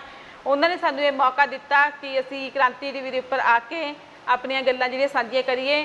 ਸੋ ਸਭ ਤੋਂ ਬਹੁਤ ਬਹੁਤ ਧੰਨਵਾਦ ਉਹਨਾਂ ਦਾ। ਸੋ ਇਸੇ ਤਰ੍ਹਾਂ ਸਾਨੂੰ ਫਿਰ ਮਿਲਾਂਗੇ ਇੱਕ ਵਾਰ, ਜਦ ਤੱਕ ਲਈ ਸਾਨੂੰ ਦਿਓ ਇਜਾਜ਼ਤ। ਜੈ ਭੀਮ, ਜੈ ਭਾਰਤ ਜੀ। ਮੈਂ ਵੀ ਛਿੰਦਾ ਕੌਲਤਾਰ ਦਾ